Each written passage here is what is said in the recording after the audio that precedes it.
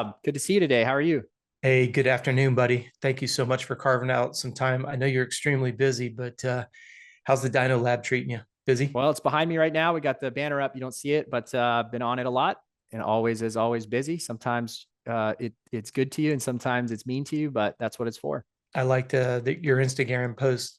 Depending when people see this, or uh, I loved it. Had a picture of the bike on the dyno and said "always testing," and I was like, Always testing. "Amen to that." So Yep.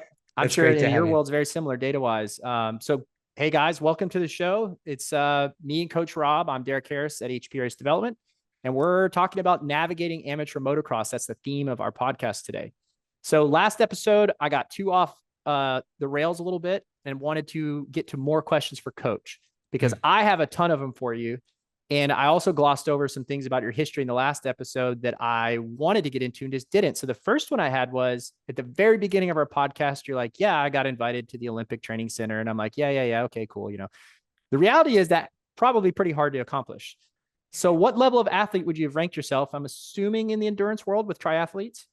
Yeah, you're exactly right. After the 1987 IBMXF World Champs, that's when my dad sent me off to college, as we talked about. And while I was in college, my roommate was training for Ironman New Zealand, and racing BMX. I knew how to ride a bike, and I knew how to run, and I really, I mean, I could play around the pool.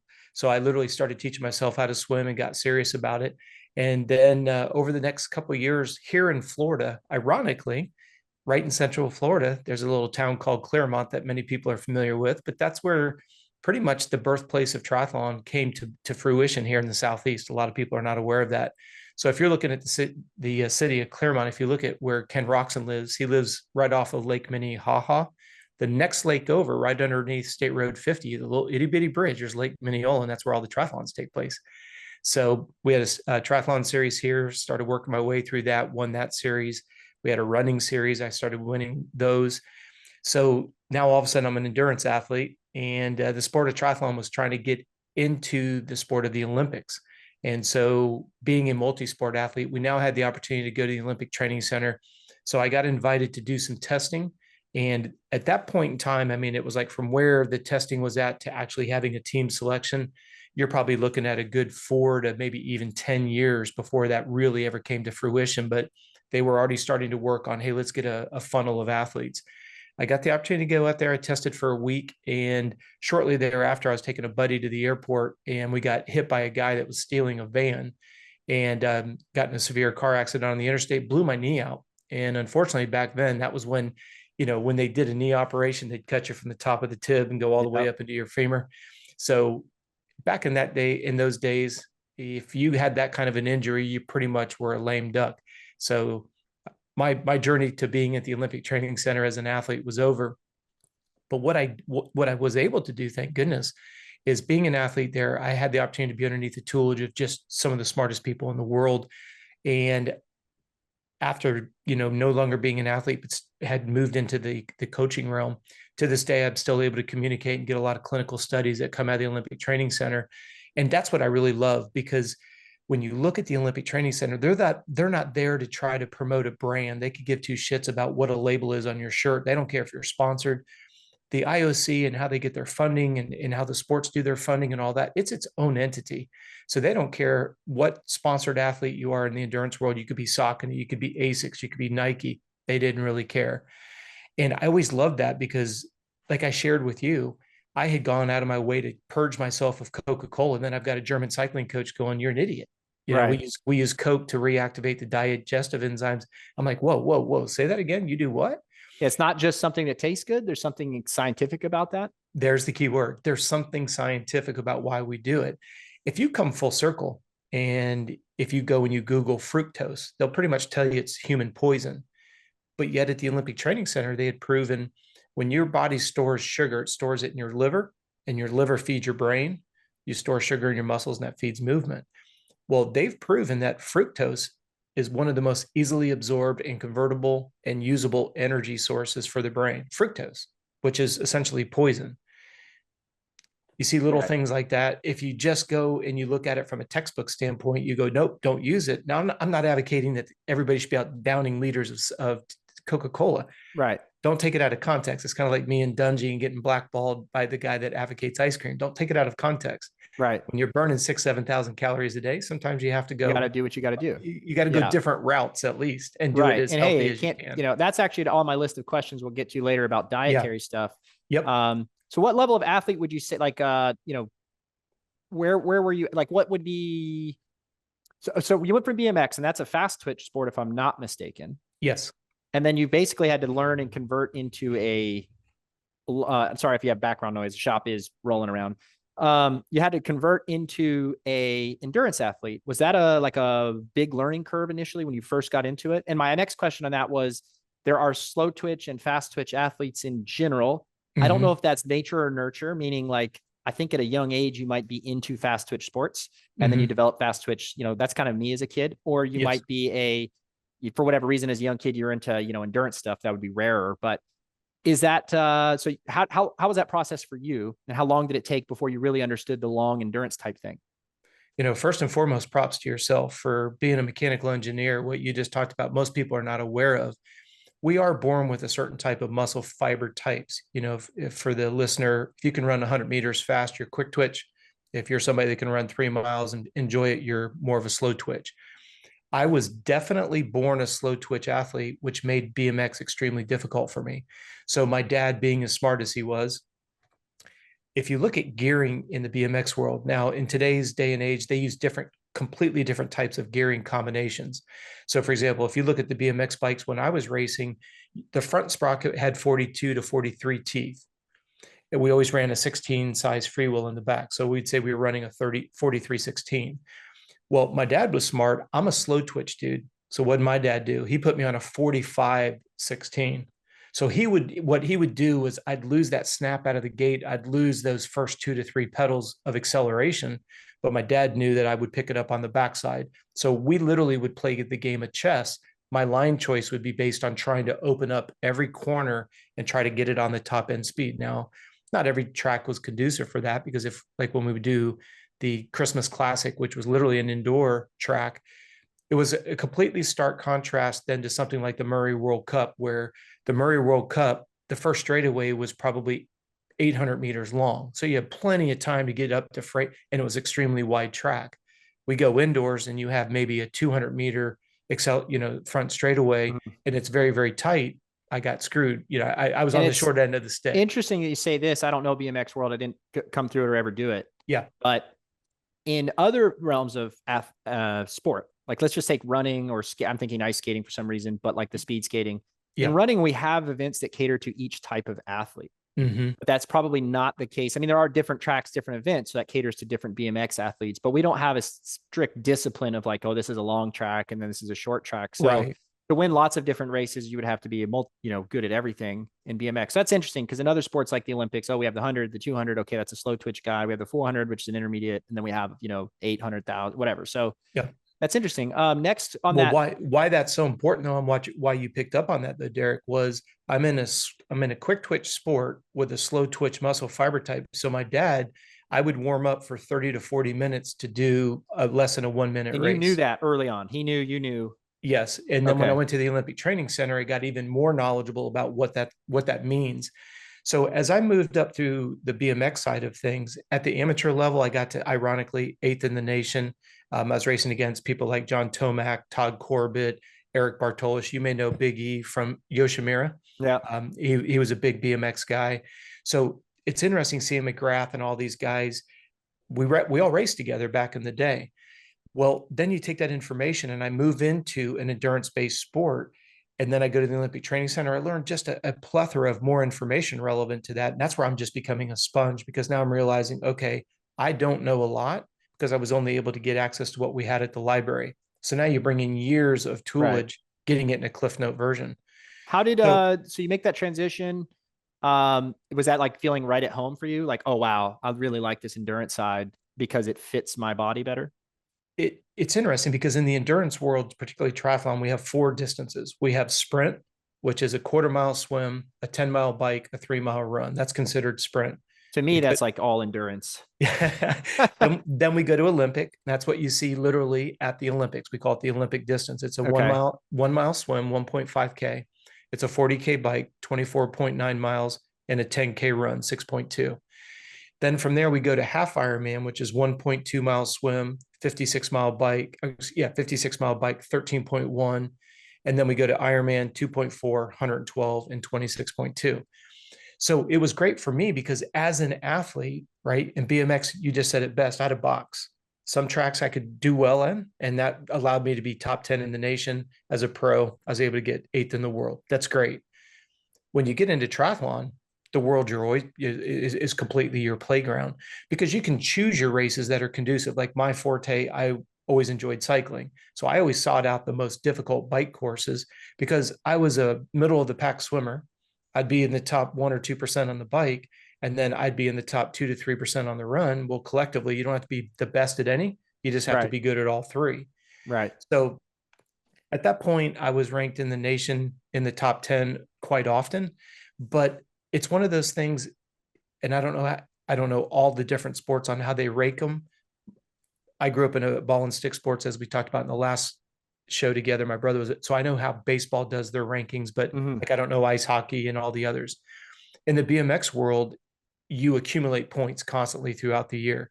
So literally, the more you race, the better your points were. Now, the beautiful part about that was as we moved around to different races, they would weight the race based on number of people. They would give you an additional bonus points based on your time. And then, so now when you look at a national ranking, it's not just the person who had the most money that could race every weekend. It wasn't the guy that could cherry pick and just had no competition, but won everything on paper. That's something that I'm actually working on right now in the motocross industry for different reasons. And we'll talk about this at a different date because we are speaking about amateur racing and ranking. But think about how cool that was. As an athlete, I got rewarded for the more difficult the race, the more points you got. The deeper the field, the more points you got. And then they would say, okay, if we look at a benchmark for a fast 10K, if I get down in the low 32 range, that's okay. I mean, nowadays they're down in the 30 range. It's amazing how fast they're running off the bike. But it was cool because you're getting almost 3 different levels of points and accumulation. So now when we say Derek Harris is ranked number 3 in that 25 to 20 measurable metrics, you're right. Absolutely. Not just That's actually, and it's like golf is a little bit that way. Absolutely. But if I'm going to line up, or if I'm looking at I'm looking at the start list, I'm looking at Derek Harris going, shit, this guy's a real badass runner. All right, so I'm going to have to change my strategy. And now literally for the next 2 to 3 months, training for that race, knowing that you're going to be there, assuming you get there healthy. I'm like, okay, I'm going to have to change my strategy in the swim. I'm going to have to latch on, almost blow my wad, hanging on to their feet to get on the bike so I can do my thing to try to big enough gap because Derek's going to come on like a steamroller. Right. Can I put enough of a gap based on the characteristics of the course? Can I snap Derek's leg on a hard bike course to zap his run legs because he still has to get off and run? Right. Well, now think about the strategy. I've got points. I've got I've got the depth of the field, how many guys, the difficulty of the course. And if I do well, if I swim, bike, and run well on that difficult course, I get even more points. Right. So it's just, I like it because, and you and I have talked about this off the air. I try to live my life. I'm always looking to push the bar up. Like I'm 55 years old and I'm still trying to teach myself the guitar. I don't watch TV. I don't read the news. I don't read the newspaper. I know enough of what's going on because I just glance at certain websites, but I'm not going to waste a half hour watching a news broadcast when I can try to push my gray matter to learn the guitar. Right. And that's what I liked about that type of training and point system. So so the next on that was, so you switched over. So in motocross, how does it apply to an amateur? You would say we have these kids for these athletes. How would you identify that initially if you have like a fairly untrained athlete? So at number one, at what age is this important to know, for you to identify for a young kid? And because I think as a parent, they should know, hey, Absolutely. Your kid is more inclined towards this type of work. And I think I saw it was with, it was Chase and Levi, and it was a Peter Park, this year, I believe it was, but he had made a little comment like Kenny is a fast switch guy. And so he's just built that way. And then you have Chase, who's more of the long duration type guy. He was saying that, and I don't know how accurate this is, I'm asking you, you can't do the same work between the two ultimately at that level because Kenny wouldn't handle the workload that Chase does on the long endurance side. And then on the flip side, Chase is just not cut out to do the type of explosive work that Kenny's able to do. So I guess they at that level are trying, at the pro level, you're trying to identify that. At an amateur level, how important is that? What does it affect for your workouts? Or is it something that when they're young enough, you can develop each skill set through training? It's a fantastic question, because what it boils down to is expectations. If your athlete is a slow twitch, what we call a diesel engine, and they have to do a 5 or 6 lap race that's only maybe 8 minutes in duration, this is why the parents get so mad, because they're like, why does Johnny come on so strong the second half of the race? Why is Susie a slug at the beginning of the race? Well, you could throw in maybe they're not mentally focused, they're not really excited. It's all about expectations. So when you talk about how soon does it really matter to be able to identify what type of athlete you have, it's imperative. Because if the athlete doesn't realize that he or she is not a sprinter, then they have to understand you've got to be warmed up enough to kind of trick the body into thinking it's already been out there for 10 minutes. Then when the gate drops, they're like, oh, minute 11, I'm coming on strong. Well, now it's the first lap. Right. You had mentioned last time some science behind warming up. Can you read? I actually think I heard it also on the Gypsy Tales podcast. Can you go into that really quickly about some of the Yeah. neuromuscular and like, I think it was even like when you can absorb nutrients, when you can't, and warming the body up. So especially if you're a long twitch athlete, warm up becomes hypercritical, like you said, so that your body thinks you're at minute 11, not minute 1. Yep. But number 2, what is the science behind that? And why is a warm up probably the most overlooked thing I've ever seen in amateurs? Number 1. Yeah. And number 2, why is it so important? And what is some of the science behind the warm up? Because a lot of people are like, oh, I'm going to get tired. You hit the nail on the head. Most people don't warm up because they're tired. I always just say get in shape. I mean, that's just an easy fix. If you're worried about doing a 10 or 20-minute warm up, you've got bigger problems. And it shouldn't be just like it should actually be it's what I'm asking. How strenuous should your warm up be and all that kind of stuff? Well, and that's where people take it out of context. If you don't know what your heart rate zones are, it's easy to overdo the warm up, which then leaves you tired, of course. But when you look at the idea of, especially with me being in Florida, right? We only have 2 seasons in Florida. That's hot and it's hotter. That's all we have. And it's always 100% humidity during the winter. I think we get our humidity percentages might get down into the 70s. Right. And you have to realize that when you're in a humid environment, when your skin tries to wick away sweat, water will not evaporate in a moist environment. It's called a water blanket. So there's a distinct difference between being metabolically warmed up and being hot. And this is where so it's not just a body temperature or a feel thing. Right. Well, like when people are at Loretta's and they're dripping in sweat and they're sitting underneath an umbrella and they're like, the idea of warming up seems completely foolish. But metabolically, you haven't turned on the body. So when you do a warm up, you are, let me lead you here a little bit, maybe turning on certain receptors or neuro thing, or getting your body to be prepared. You hit the nail on the head. You're hitting not only the muscular warming up. Most people can visualize warming up a motor. Well, you've got to warm the muscle tissue up, but you're really, if you think about in the human body, the only role of hormones is to communicate. So when you start creating some muscle movement, creates friction, friction creates heat, heat creates vasodilation, nutrient-rich blood flow comes in. But when that friction starts to create, hormones start communicating. They're like, hey, whoa, what's going on here? The body wants to never die of a heat stroke nor freeze to death. Muscles start creating heat, hormones get released. And this is where we activate an enzyme known as the glycogen synthase enzyme, and you get what's called the lactic acid shuffle moving. So again, don't worry about the terminology. Just imagine that there's a lot of communication going on in the blood. The last thing you want to do is be sitting on the starting gate and go from a heart rate of 85 to 185.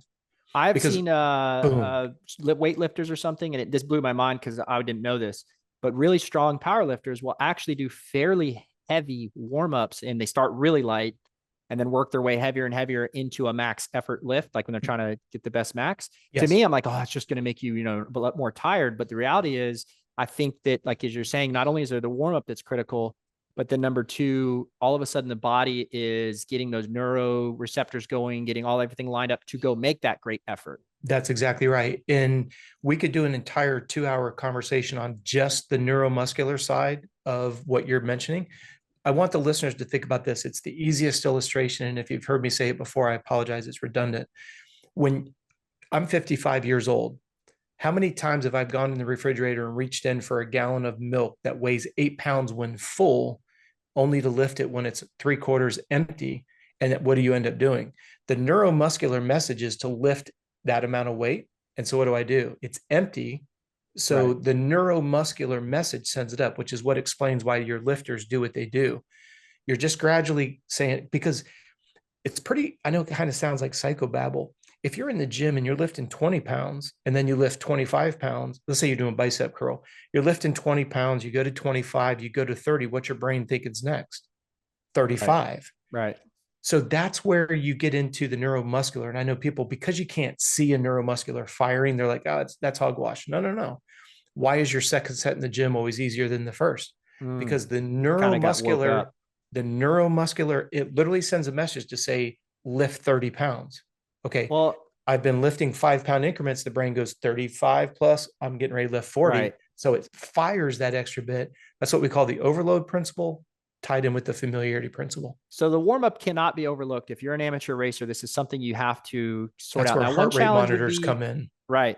One challenge would be if you have a like most amateur racing at local tracks, you might just have a 4 or 6 motos you're doing, and it's just fun. So you might have to. It's challenging to warm up between each moto, but essentially, how long does a warm up last? Let's say you did a good thorough warm up. You go out, you do your motos, and you have 30 minutes to an hour between them. Is there a lot needed between them, or can you just kind of carry over from what you were doing because you've already woke up the body? We could spend another 2 hours answering that one question, but for the sake of time, this is where heart rate monitors become so important. If you know that your race zone is 160 to 160, or let's say 160 to 165, and your resting heart rate is 60, not trying to insult anyone's math, you can see there's 100-point difference. So when you're looking at the idea of you went out and you raced and you came in, you got cooled off, your heart rate's down nice and low. And even though it's only been 20 minutes, look at your heart rate. If you're racing at 160 and your heart rate's sitting at 60, even though it's hot, even though you may still even be sweating from your last moto, you're not metabolically warmed up again. Okay. So this is something that maybe a lot of people are missing, and it could be huge for them. And then, like you said, if they're getting too tired, hey, you need to get in shape.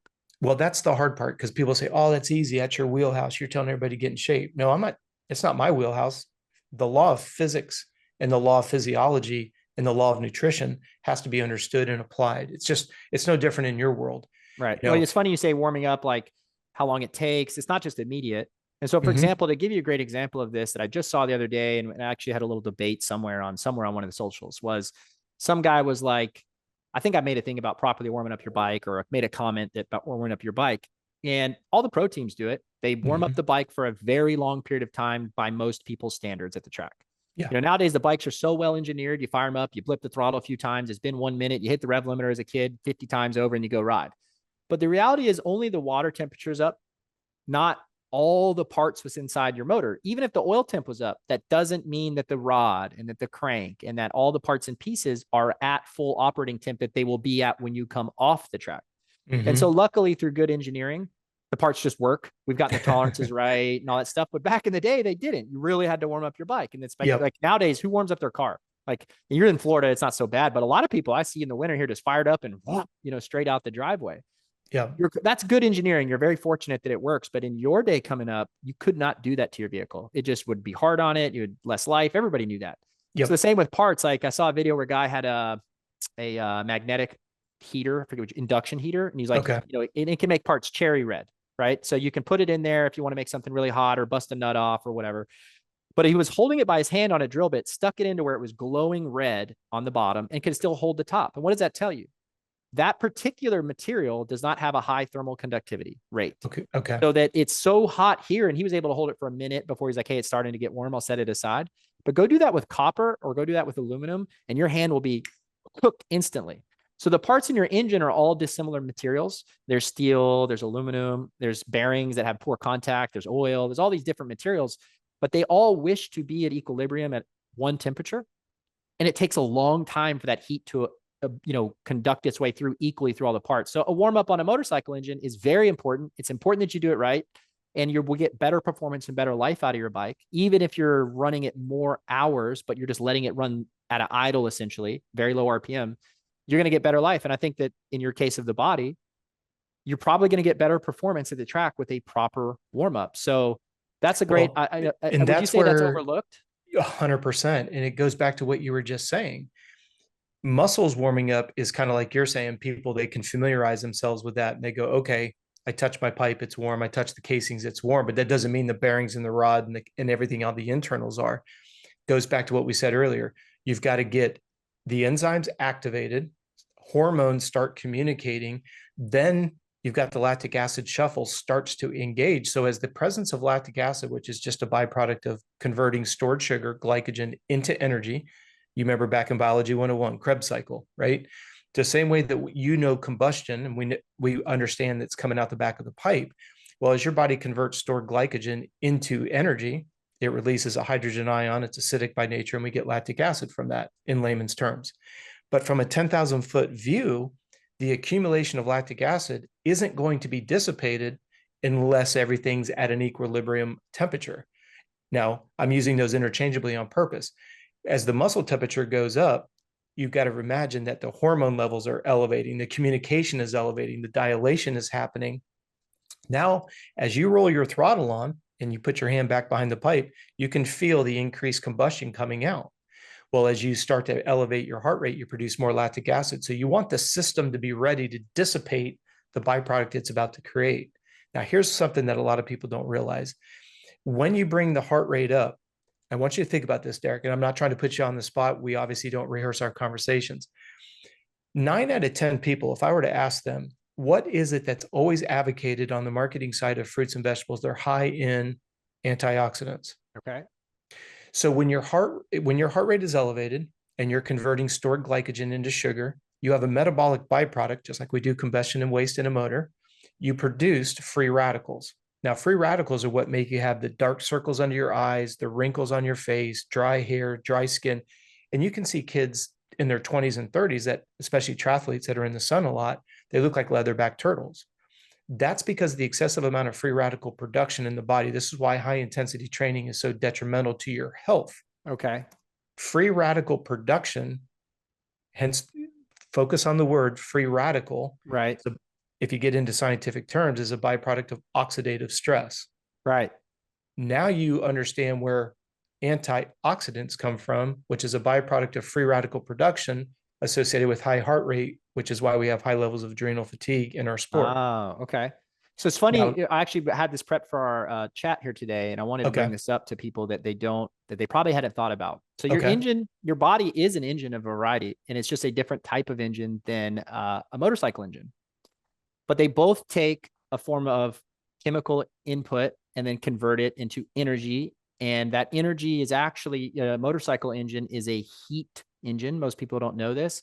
And so essentially you take chemical energy, you add oxygen, you add a little bit of heat and a spark, which is heat, and then it produces a large amount of heat. And that heat is what pushes down on the piston. It's an expansion cycle. And so it moves your piston down because it expands the gases, which is a basic chemistry formula, P1V1 equals P2V2. And there's another formula that brings into account temperature. So as temperature rises, volume increases. So we get to push down on the piston. So here's a great little one for your guys. And I love that you're talking about the body and the oxidative stress and whatnot, because what would you, I mean, you may not know off the top of your head. I don't know off the top of my head. I had to look it up, but what is the chemical structure of sugar? Oh, that's a good one. So it's basically, and this is so funny about when we talk about hydrocarbons and, dead dinosaurs and whatever, right? Yep.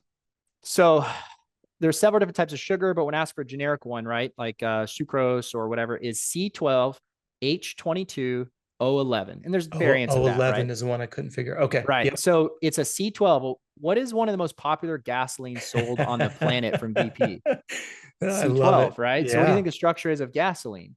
So gasoline does not have the oxygen inherent in it the way that sugar does. Believe it or not, when you want to make model rocket engines, you can use sugar and make your own homemade model rocket engines because it's it has its own oxygen, doesn't require oxygen to burn, and it has a carbon and a hydrogen. So what we do is we add oxygen to that process as well, and a little bit of heat, combustion, and then sugar turns into CO2, which is what our body expels, water, which our body expels, as well as some byproducts that, combustion byproducts that are not really intended, but they happen. Well, gasoline is essentially the same. So generic gasoline, which is often referred to as octane, is C8H18.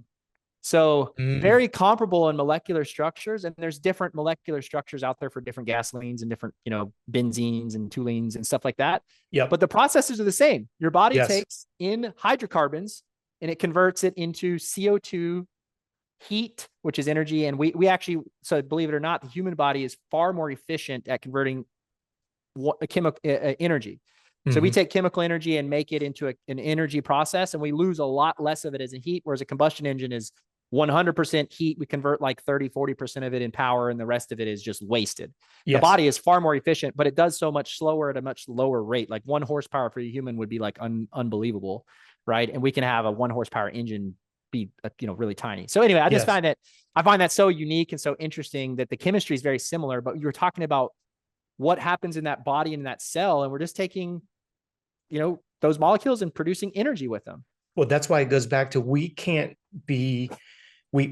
I say we as an industry, we as a sport, we as a people, we can't argue with physiology, and we can't argue with the principles of nutrition no more than you can argue with the law of gravity, as we teased about in our last show. And the more that people stop plugging their ears and going, oh, it's so complex, it's really not. Again, we're not going into the nitty gritty, C11, 212, that just kind of go with this on the conceptual side of it. But when you are looking at the science behind it and you draw the parallels, it is astounding. You just mentioned something, and I always use this analogy. When we look at the human cell, and you look at the fact that the human cell, when it's healthy and it's hydrated, right? It's got a nice big surface area. Well, as a cell becomes less and less hydrated, the surface area of the cell shrinks, carries less oxygen. Just think about that at a 10,000 foot view. One of the things that we've been working on tremendously is we have 4 formulations of our own sports drink that we created ourselves because it's not on the market. It's literally, Derek, based on the intensity and the duration. The carbohydrate molecule is actually adjusted based on how quickly you need to convert it because of your high heart rate, how long you're going to burn it.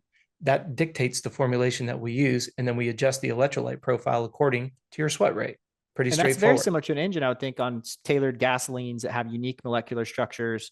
Exactly. For applications but here's where the parents are going to have an aha moment. That's my job. That's why we are the science of performance.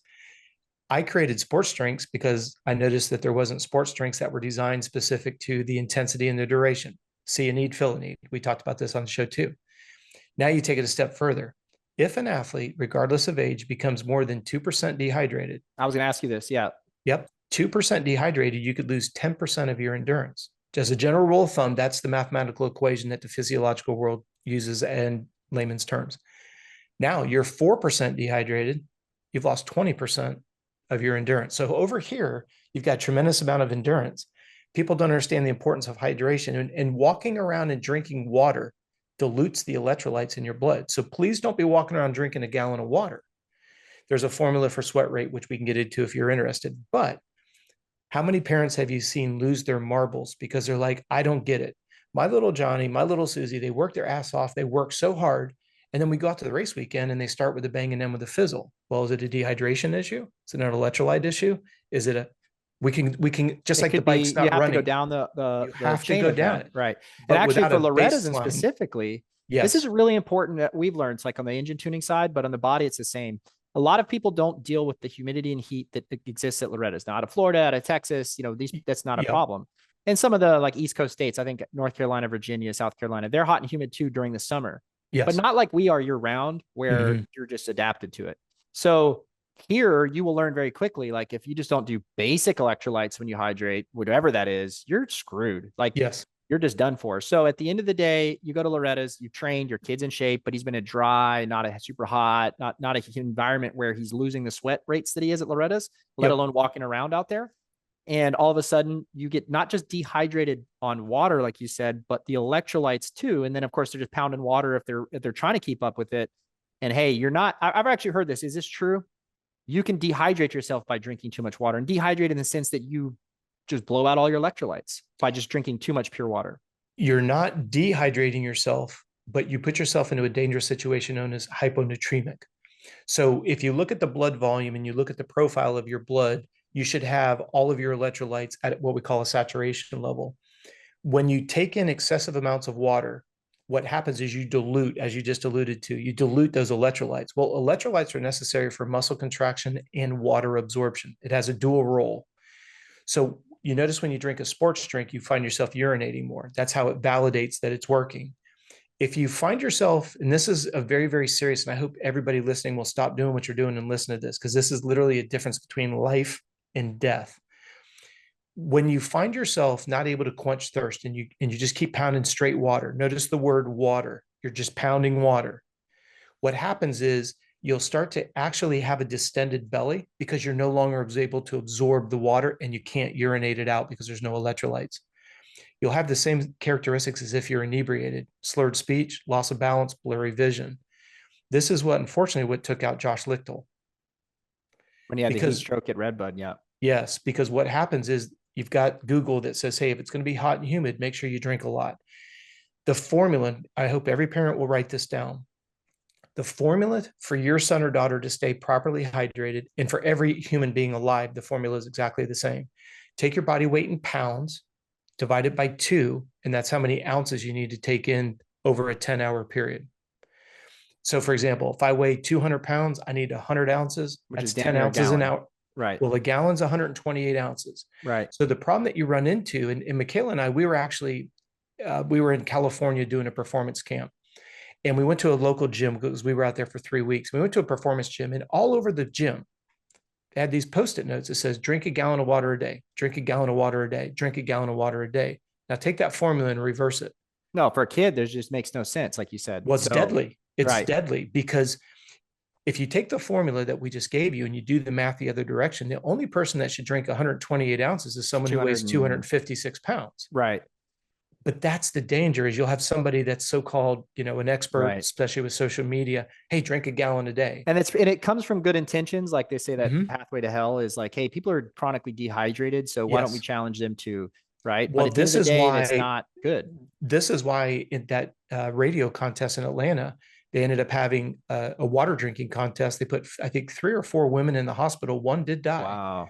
And that condition is known as hyponatremia. Okay. And that's what unfortunately happened to Josh Lichtel. So it's critical not to just drink overhydrate water-wise, but it's going to have to be loaded with the right amount, like you said, the sweat rate and their particular kind of consumption rate. Well, there's 2 sides of the hydration envelope, or 2 sides of the coin.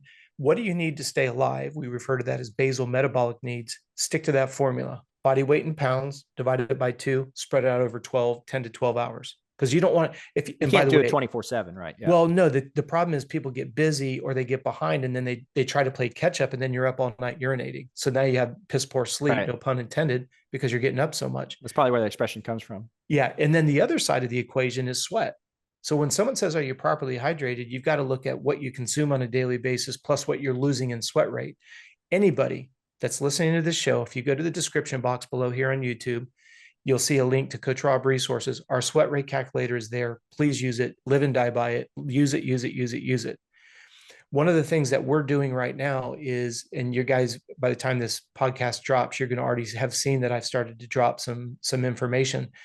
Underneath our CRS performance umbrella, we have an entire process and a system where we can evaluate your sweat rate in a non-invasive way.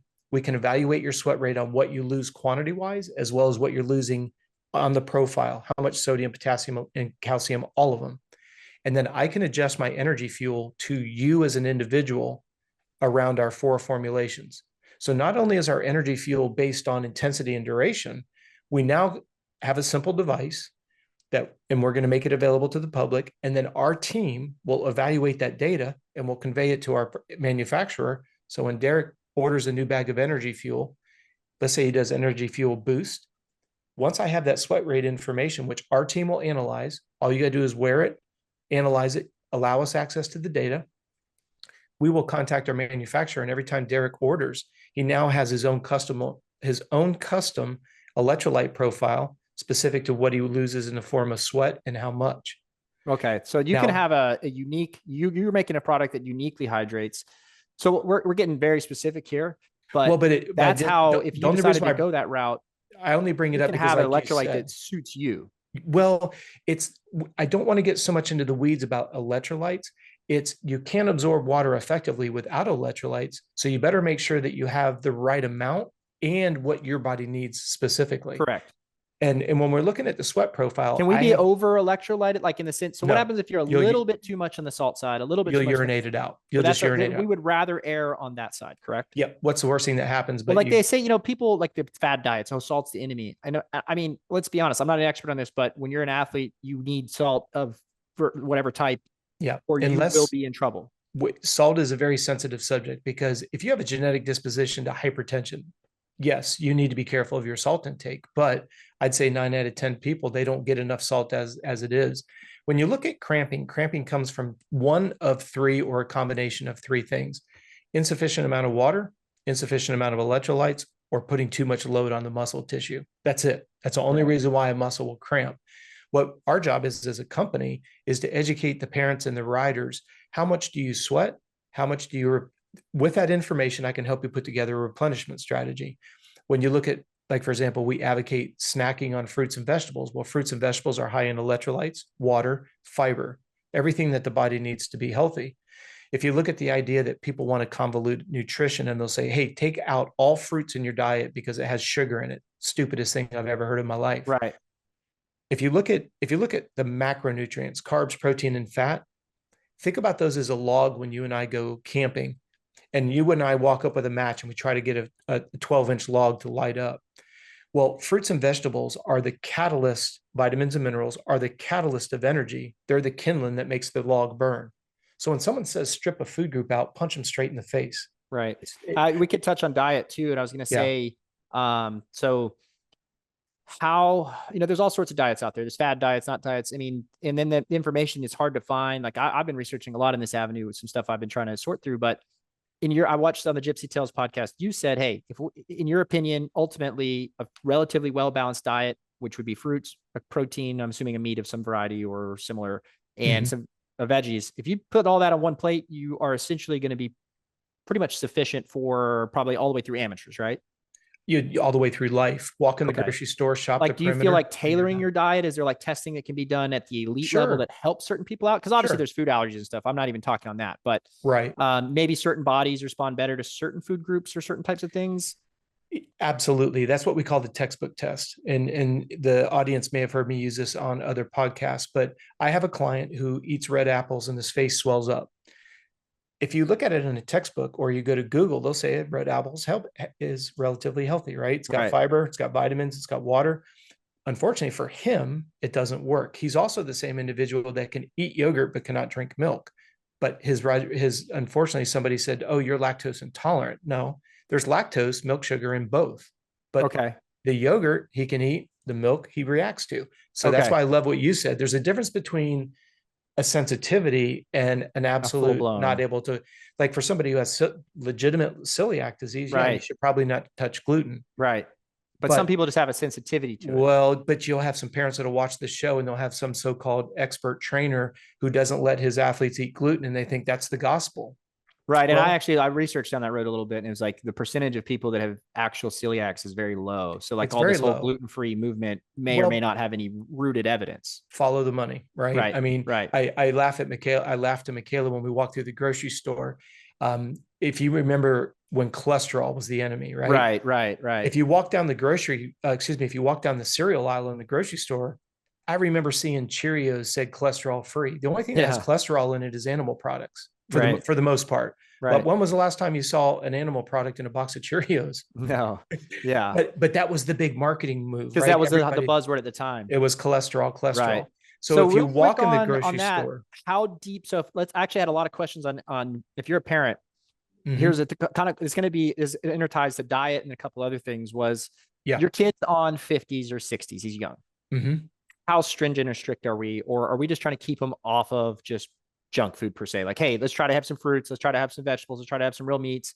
But at the end of the day, if I can keep them off of just eating, packaged foods and snacks and whatever, like that's a success. And and at that age, for the most part, I don't know, but isn't it true that if the kid's very active, actually riding moto, isn't clearly overweight, he could pretty much eat what they want to eat as they need to, right? Yeah. I always say it this way. Let's not even look at it from an athletic performance standpoint. Let's just talk about general health. It is not as complicated as the media likes to make it out to. A fruit, a vegetable, and a lean protein. If you want to put it in different terms, walk in your grocery store, shop the perimeter. And then your ultimate goal is to avoid anything that's in a box, a bag, a can, or a wrapper. Now, that's very idealistic. If you go into my kitchen right now, I've got boxes of, ironically, remember the company Nature's Bakery that sponsored Yep. TLD team? They make the best Fig Newton bars I've ever been able to find. Now, the reason why I bought them initially, because I believe in supporting those that support the sport. I'd never Right. seen the name before. They weren't in Florida. They started to come into Florida. I remember from TLD. I bought them. They're the best tasting. There's multiple flavors. So we buy 5 boxes a week because they have Right. blueberry and raspberry and everything. So walk in the store and try to avoid anything that comes out of a wrapper or a can for the lion's share of your diet. Right. Now, in all transparency, and I don't think AC will have a problem with it, when I was working with AC on 85s, he had a gag reflex. So, like, if you have an athlete, like the texture of a particular fruit or vegetable makes them gag and regurgitate immediately, don't try to stuff Right. it down Don't their force it down throat. them. Yeah, you're Right. just going to wear it, right? So we came up with a product where it's literally ground vegetables. Like we have Right. we have a product called Complete Purples, which is all your high antioxidant, like blueberries, blackberries. Okay. We have an orange, a green, and they're literally called power greens, or they're called, Right. they're called complete greens, purples, yellows, or oranges. The point is this: it's easy for us to sit here and say, don't eat, don't eat, don't eat, don't eat. All I'm saying is for the basis of foundation, try to focus on a fruit, a vegetable, and a lean protein source, whatever that is, and And if we preferably start that not coming out. early, it Yes, it's should a be habit. establishing habits later down the road for that athlete and person Exactly. in life. So what about like what point do you think? So let's say we do it, we're not super stringent as a young athlete, Yes. but at what age and what level of racing do you think that, hey, we really need to get serious about watching our diet? And I don't know how serious this is for you, but like, do we weigh our food? Do we, how much our intake, really start to track it? At what age, at what level do you think that that becomes something that's worth pursuing? Never, never, Never. Okay. never. It's asinine because this is the reason why, especially with the advancements that Garmin has made. When I was at the Olympic Training Center, they had a very simple formula: take your body weight in pounds, add a zero. That's how many calories you need on a daily basis. I would challenge anybody who's listening to this that's running a Garmin, go look at your body weight, look at what your daily calorie burn rate is, and I guarantee it's probably within 100 calories. I've tested it with thousands upon thousands of athletes, which I give credit to the Olympic Training Center because these watches have And really that's come into their own. your non-active rate or That's your basal okay. metabolic rate. That's how many Right. calories you need to sustain life. What they would tell us is when we were at the Olympic Training Center and they did it on hours, they would start with that baseline. And then for every hour, they would add anywhere between 500 and 600 calories. Now, that was for me based on that current body weight. So Right. please, if you've got a 100-pound athlete, you Right. don't need to be adding 500. This is where the Garmin, It's tracking. Yeah. Right. it'll take into consideration the age, the body weight, everything associated with that individual. So now the calorie rate is actually calculated, which helps you put together, we refer to it as reverse engineer. I'm not going to sit here and say, eat this amount of calories. Let the watch tell us how much you're burning. And then Right. let's build a meal plan off of that from real solid foods as well as Right. liquid calories. Because when you bring the heart rate up, the food complexity has to come down. Okay. There's going And to be then a the lot next of, question on young kids that I had was, let's say the diet. So it's not as it's do eat relatively healthy from just a super basic standpoint. And I know people yeah, deep dive. Oh, I'm into carnivore. I'm into vegan, whatever. But like from that's fine. That's right, fine. you can if you. I heard a doctor say this. He's a proponent of one particular diet, but he said, look, if you're thriving on your existing diet and those are your convictions and belief, and you feel great and you look great and there's no headaches, hey, go for it. But Mm-hmm. but his thing was you're making a choice. If you're choosing to be vegan, you're choosing to be vegan. That's a mental choice you've made, and you're really looking after what you eat. And the same applies to other types of diets. So that's great. I was Mm-hmm. going to say that on so with like how much focus do you think kids should have at 65s, 50s, 85s, 125s on just moto? And then how much should they have on other sports? Like we talked about before, I think kids should be multi-sport athletes, especially young, to get this coordination, which you had said was, what term was that when you have this The awareness? proprioceptive balance. Right. Yep. So what would you say to a parent who's, getting into the sport? I have my views, but what's your view on how should they jump all in on 50s and 65s and only do moto and full training facility and year round, or should they maybe have a different type of approach?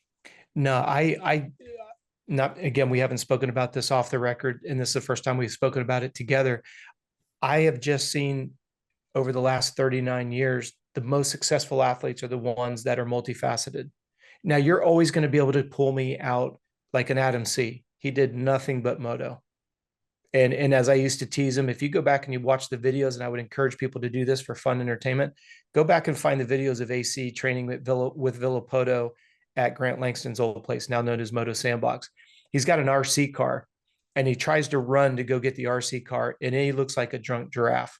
He's the most lopiest thing ever. And AC's been public on a lot of podcasts that thank goodness he's good at moto, because he's not good at anything else. Right. Yeah. Now that, again, I had the privilege of working with AC, but I think that's more the exception than the rule. Most everybody else that I've seen that have gone the distance, they're good at other things. Like Jordan Bailey that I worked with. That guy can shred on a golf course. That guy is good with a basketball. He's a very talented athlete all the way around. See, that's my experience. Historically, great moto athletes were good athletes in general. Coordinated, capable, could run, could jump, could throw baseball, could catch, could play, all of the sports. And then I think what I'm seeing now, and this is why I asked you this question, is I am seeing a departure from that. I see more and more moto kids and athletes who can't do anything other than moto because they don't.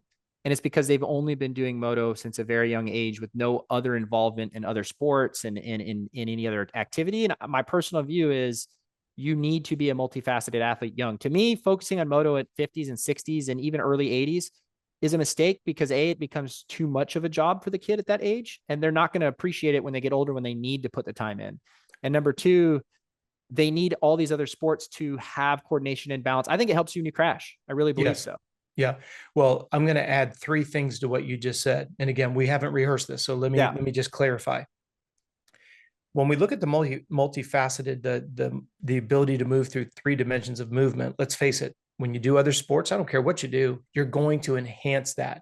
Jet Lawrence has gotten a lot of shit because he grew up dancing, and now everybody's laughing as they look at the back of his butt patch and he goes by you and makes you look stupid. So even though he got mocked about it originally, now people are like, hey, should I put my kid in dance? I mean, you've got football teams that are putting their football players through ballet to have more finesse. The second thing that I think is missing is, because you're not multifaceted, and you already alluded to this, so I'm not trying to be repetitive on purpose. I think this is what's leading to a high level of burnout, because you're kind of in this little box, nothing else, which segues me to my third component. And that is, I've always found that where a very high-end athlete that hangs around with other high-end athletes that sees, hey, wow, this golf lifestyle, it's hard. Hey, this football lifestyle, this lacrosse, this hockey, this soccer, wow, they can now resonate. And then I always say this, if you want your son or daughter to be the 5th next deadbeat in the neighborhood, let them hang around 4 other deadbeats. 100%. Yeah. But and on that topic, to interrupt, for it. I hear, kids, I work hard at moto, and I'm like, you're not in shape. Well, I'm like, dude, go do 1 week of high school football, especially here in Texas where it's brutal. Yeah. It's like, you won't survive. I'm looking at you. I know you won't survive. I see you on the dirt bike. I see your fitness level. I see where you're at. You don't have what it takes to do 1 week of a high school football plan and start. You might be the guy that coach says, well, go ride the bench because you're not willing to put in the effort. Yeah. But these programs are intense and they're competitive. Take it one step further. Let's keep it in moto, and let's stay in line with your example. Take a kid on a 65 or an 85, fly him over the big ocean and take him to Lommel, because those kids are out there for 30 minutes on an 85 on Lommel's track. There's no such thing as a track's too sandy, it's too thick, it's too wet, it's too cold. No. I'm very fortunate that I had the privilege of, thanks to Todd Waters from Australia, he turned me on to working with an athlete by the name of Liam Owens. And Liam Owens is now racing for the Husqvarna Cat Moto team. And yeah, you talking about a wake-up call. There's no such thing as we're not riding because it's wet and cold. No. We ride because it's wet and cold. Right. There's no such thing as the track. They're on a 125. They refer to them as 125s. There's no such thing as this track's not, we can't ride it because we're on a 125. They're like, you came to the wrong place because we don't believe in that. And if you don't follow them, go to @Liam Owens and check out what they do. Well, just watch what the hell they're doing. It's astounding. And well, is there any question that Europe is quote unquote doing it better than us now in motocross? This is why I wanted this podcast to be something that we could talk about, because I'm just seeing the decline of the American aspect of our sport. Just look at our top level. The fact that we have our top level being consistently not dominated by, but there are guys who are non-American who are consistently at the very front of our pack. We have a huge country. We have a lot of money. We have a lot of resources. We have a lot of tracks. We have everything necessary. And we were crushing motocross when America, really came up to prominence. And then it's obvious, the United States should never lose with our size. And yet here we are getting beat by very small countries. then I think that comes down to what we're talking about, attitude and your approach to racing, how it starts young, early on in 65. That's really what this podcast is about for me, is to say, hey, if you do this right young, you will make a huge difference later on in the sport for your kid to be successful. I was going to ask about a little bit on the diet thing was, so a good diet doesn't have to be really expensive. And then secondly, what's more important, what you eat or when you eat and how much? Definitely what you eat. I mean, Okay. it's like you building a race motor and then they put pump gas or put something else in there. Yeah, I mean, what you eat is everything. The when you eat it is what's going to make you either feel good or make you feel horrible out. I hear this quite a bit, particularly with parents with younger riders. Well, my little Johnny or Susie, we don't eat on race day because they feel sick to their stomach. Well, anybody will, a vet racer, a pro rider will. If the food complexity is too high, that's why we say there's an inverse relationship between heart rate and Right. food complexity. That's And why, to back that up for people, by complex foods, you essentially mean, hey, is this a steak or yeah, is this something don't solid don't versus go eat a sandwich. Even I've seen right? people try to Because it's a just scarf bread, down. it takes time Yeah, to break down. Your stomach needs to digest it. Versus, just as an example, you have that in a smoothie that's really well blended, broken down, digested practically a lot for you. Like you said, molecule size. If it's really, really, really, really tiny, your body is able to process that more easily than a big piece of well, food think that you're about chewing where on. the food absorbs initially in your mouth. So when we start chewing our food, we start to actually absorb nutrients. That's a good thing. The problem is, and this is kind of a disgusting Right, science experiment, but I would encourage people to do it. Next time you go to a restaurant, watch, observe people eat. They're shoveling. They right. literally, it's in, maybe chew it twice and they gulp it. Well, now you've got these big pieces of food that are sitting in your stomach, and now gastric juices has to break it down. People are hitting Rolaids and Tums. I'm not saying chew it and make it gross like baby food, but chew your food. What I always say with my clients is please put your fork down, put it in your mouth, and then put the fork down. And then give Because if yourself you put, time. Right. because you're going to absorb in your mouth. But you made a comment that I want to make sure we don't braze over.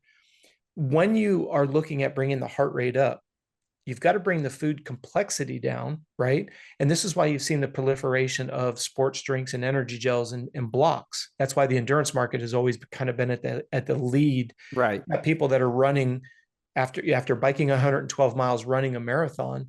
Like we have athletes that go to Ironman Hawaii, and when you leave the water, the halfway point on the bike is Hawi. So we can do a little bit more complex foods on the way there. But once we turn at Hawi, that's what we always say. That's where the race begins, kind of like Daytona. That's when the season begins. Well, you got to think about it.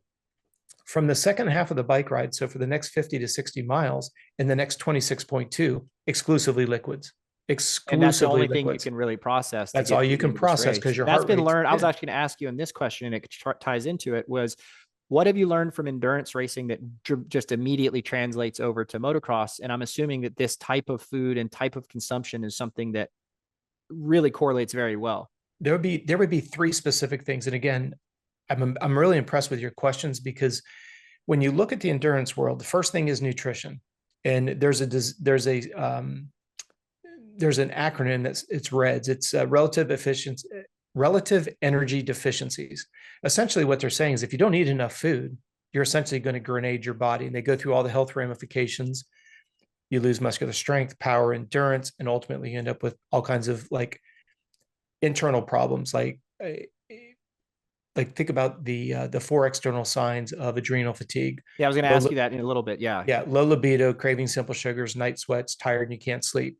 Well, if you look at the RED acronym, relative energy deficiencies, it's essentially saying insufficient calorie intake is going to lead to long-term ramifications. Some obvious, some not so obvious, some repairable, some not repairable. Right. And that So we'll when get to you, that in a little bit on the repairable, not repairable side. yeah, so when you look at the endurance world, nutrition, these guys, Super they important. don't miss a meal. Well, they don't miss a meal. Right. They'll miss a workout before they'll miss a meal. And that applies to moto too, though. Like if It you're not applies eating to right, every human being in the right, world. That's right. why I'm so fed up with this whole intermittent fasting bullshit. So to me, the first thing that we learned, or I would take and apply from endurance into moto, is nutrition. Second is periodization. You need to only I have a try to question on focus that. on, Yeah. yeah, try to peak only 2 to 3 times a year. Hard when the race season's 11 Right. months long. And then the third one is recovery. Everybody thinks you're a pansy if you recover. They don't know how to recover. They're advocating everybody jump in these ice baths and freeze themselves like an ice cube. There's a time and a place for it. Yes, you're going to leverage brown body fat. I get it. I get it. I get it. But the thing that I always say with an ice bath is it goes back to, if I could pull your motor out when you come off the track and you and the motor jump into a bucket of ice and the engine casing's cracked because of the contrast in temperature, what kind of stress do you think it's putting your body under if it just put it under the stress? Right. So I was Now, going to ask again, you on those are the three things you could take away from those would be the the endurance, three most the three major glaring. things. Yep. And then my next question that I had on this, or one of my next questions, was what is periodization? So I'll break it down. That just means that you are cycling or planning out a training structure and cycle. Correct me if I'm wrong on this. That's actually how I would word it. You are planning out a training regimen and program that aligns with when you would like to peak your performance. I like to say that and then just make it even simpler. We're planning to win by shedding fatigue and peaking at the right time. And we can do that how many times a year in endurance sports? You said 2 or 3 times a year was doable. We think about it in a calendar. We say once a quarter. Okay. But usually during your preseason, you're not doing one of your key races. So usually This is where everybody parents knows, get really screwed up. The reality is, yes, I've said this before, talent is really more important in our sport than most other sports, in the sense that if you're really talented, you can do really well despite a lot of deficiencies in other areas. Not when you go pro, though. Yep. But the reality is you cannot be at your peak every weekend of the year in racing. If you want to be truly fit and you want to do really, really well as a parent, you can't have that quote unquote, as we said, expectation of peaking every race of the year. So with that sense, we have mini O's, we have spring nationals, then we have right now the Loretta's kind of things full swing. And then you have regionals, then you have Loretta's, and then, there's a couple other races out there. Is it realistic to be peaked at all of these events? Or how would you lay out a schedule if you had an athlete, your kid, your clients, and they say, look, we want the best. What are you telling them they should peak? When should they peak? How many times a year, and how does that work? It's a very, very complicated process because I'm very blessed. I get to work with athletes who are on 85s that have good salaries and good win bonuses, right? And those big races, there's good money to be made. So I'm not in a position to tell them, hey, we're not going to peak for that race. They're like, I've got X amount of dollars that are available. What do you mean I'm not going to peak for that race? The problem is you can't physically peak for 11 to 13 races a year. If you start at the beginning of the calendar, right, they're expected to win Daytona, then they're supposed to go to Freestone, then they're supposed to go to Oak Hill, Spring-a-Ding, Area, Regional, Mammoth, AZ Open, Cal Classic, Loretta's, then come back and do World Minis. There's 11 events right there that there's quote unquote OEM. And that's what really disturbs me. I guess I shouldn't use the word disturb, but it makes me shake my head. Well, we got double contingencies, we got triple contingencies. And I understand it, parents, when you can win some of your money back, that's great. But at what point, this is where I think the genesis of this whole podcast show was all about. Are we playing the short game or the long game here? Right. That's another question, right? Like it's hard. You can go, the other part, I think you hit on something, I don't know if you meant to, which was, we can get some of our money back. Well, sure, you got all these contingencies, and I don't know what they all are and aren't for every family and what all the amateur deals, but I know they're not what they used to be. Like back in the day, kids could make a living racing. Nowadays, I had an athlete that went to Loretta's, and that was at that point in time, they were giving whole shot bonuses, laps led bonuses, moto wins and championships. And I have one rider on a super mini and I have one guy in the B class. The super mini could make 60,000 in a week, and the B class could make 100 grand. Right. And that's like, if the Alessi days, he quit his real job, Tony Alessi did, in order to pursue racing. And then they had enough money available to them, and that's why they raced so much, that he could fund his racing and his money and paycheck by doing this. Nowadays, I mean, I might be wrong, but my understanding is that's kind of gone. You don't have near that type of money involved. So at that point, what you're getting at was, we got to go do here, we got to go do there. My opinion is not of that. Number one, I think that none of these races really matter except for Loretta's nowadays. The other ones are like a feather in your cap, and they're great. But realistically, if not everybody shows up to the race, the entire country, then the OEMs don't care as much. They're like, hey, that wasn't a full gate. That won't get you a ride, even though you won. So you gotta focus on maybe Loretta's and of course getting to Loretta's. And then I would say after that, in my opinion, the way we've currently structured it, I just don't think that the other ones matter as much. Well, can I rip a scab off in a really ugly way? If you look at the pros are willing to show up and race for free because they have no representation, and the promoters have gotten to a point. And if you really put this in just matter of fact terms, right? That's the whole purpose of this show is you're not seeing mechanics and truck drivers showing up to the races for free. So we're all there to pay to watch the racers race. And with the exception of the factory guys, most of the guys are not making a good living if getting paid at all. Or losing money. Yep. Or losing money. But unfortunately, as long as those guys are willing to show up and race for free, it's going to continue to happen. Let's just leave it at that for face value. Take and run with it whichever direction you want. It is what it is. It's a fact, though. And a lot of people don't understand this. But let's go the other direction. Why are parents willing to put up with the reduction of contingency money, right? So, and again, this is a podcast for you as parents. And if you want to engage in conversation below in comments, if you don't want to be public about it, if you want to DM Derek and I, we'd love to chat with you about it. We've been here and we've been there and done that. The OEMs have curtailed. I mean, there's some OEMs that aren't even offering contingencies, right? So why are you as a parent continuing to support an OEM and or a series when all they're doing is consistently pulling back on the support, which puts you on a faster treadmill to try to break even to get what you used to have? You're talking about putting a carrot in front of you, and we're so busy and we've kind of bought into the Coca-Cola syrup that this is the only way to go. Well, and the crazy part is it means, like, when navigating amateur motocross, we would like you to be successful to win, right? But also become a pro that can be successful and make money. And that is that can be at odds. You could be the most successful amateur of all time if you wanted to be, but be a really, and I say most successful, but you could be a winning amateur that had loyalty to your brands that quote unquote helped you, and you stuck with loyal. And the second you turn pro, the second you leave the amateurs, you're worth nothing if they don't think you're a champion. Well, that's where I was, will drop you. Well, that's where I was going to go to the, if you look at it like a pendulum, right? You have pros racing for free. You have amateurs getting less and less contingency. Well, then you go to what you said earlier, where periodization becomes a challenge. You're only as good as your last race. Right. So what I always say with my racers is, what are we going to the race to do? What are our expectations? This is a conversation I have with every single one of my clients, because we don't want dad's expectations to not be understood by the rider. We don't want mom's expectations to not, we need her to know what the rider's at.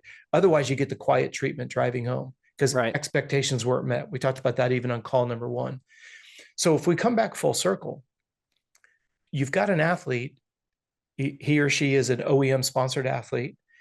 They go to a race, they're literally trained. They've had a big 6-week block of training, but they're obligated to race it. So they race it and they get third. What's all the talking buzz? Joey's off the pace. Joey's off the pace. Joey's off the pace. Well, Joey's coming in with 6 weeks of cumulative fatigue in his body. We didn't shed, that's what a taper is. We didn't shed any fatigue because we're focusing on something in 3 months from now. And this is where the parents start to lose their mind. They're like, wait a second. As soon as we get third, we're getting called by the quote unquote OEM amateur manager going, what happened, Johnny? What happened, Johnny? What? And I'm going to go out on a limb here, and I hope I don't piss anybody off, but this is what makes Daniel Blair so good. Daniel Blair's been an elite athlete. He understands the politics inside and out. He's like, it's all right. It's a bigger game. Don't worry about it. Now, of course, winners win. Nobody likes to lose. But if you can, and this is where Daniel does a phenomenal job. If you get in front of that athlete and you say, hey, look, we're worried about 3 months from now. What I need from you is I want you to really focus on your starts in line choice. Focus on your starts and line choice. Now you have a team manager that's watching Derek Harris go around the track. He's not even looking at what place you're in. Hey, good job. Your transition, you're grabbing in the second shift, controlling the first turn, A+. Well, that's a great point. And I was actually going to say, my experience with Caden, the year that he won Pro, 250 Pro, he was not fantastic at his area. He was not fantastic at his regional. And he had a lot of injuries early in the year, so he didn't even ride for a whole bunch. But there's a perfect example. Injuries. He was not, he finally, goes out in his pretty much peak form at Loretta's, I would say. And I think his year was a little off. He still did well, from the injuries. But they peaked at the right time intentionally. And that was part of his program. He had thought about that. That's something that they had thought about. Whereas you look at Hymas that year at Loretta's, piss poor. And I'm sure that, I don't know 100%, but I'm sure that probably they were in part of the grind where, hey, we're expected to win. We're with Honda this year. We're going to show big things. We're going to come out on fire. And I heard they had all sorts of little issues and this and that throughout the year that held him back. But he probably was going through this grind. I know he'd moved to Florida that year. He probably was not 100% used to the heat and humidity that training program puts down on you guys out there. So it's an example of why was Hymas so bad at Loretta's? But look, at Pro, he is very fast. He's got some stuff going on, I think, but he's fast. There's potential there.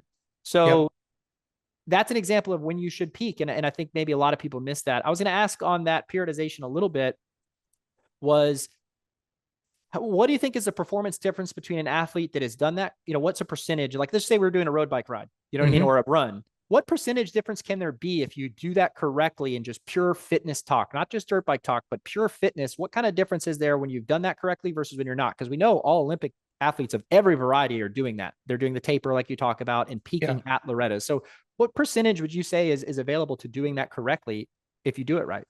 Oh, you can double your output 100%. Really? Yeah, when you shed fatigue, if we put it in mechanical terms, right? Are we going to Loretta's with a bike with 100 hours or a bike with Okay, 2 so it's hours? essentially like taking hours off would be the analogy.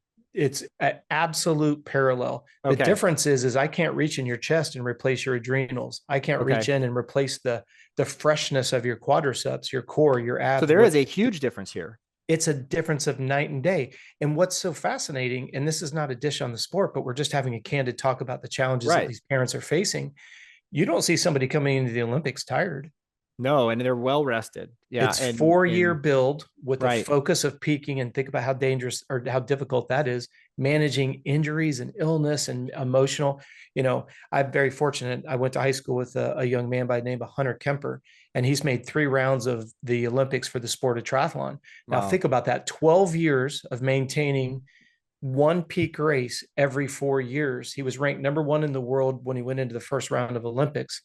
And then, you have to so you have to come off of that. What's interesting is that those sports almost have a culture of it, though. And I might be wrong on this. I haven't followed it that closely, but I was going to say culture. There's the U.S. Olympic trials, Mm-hmm.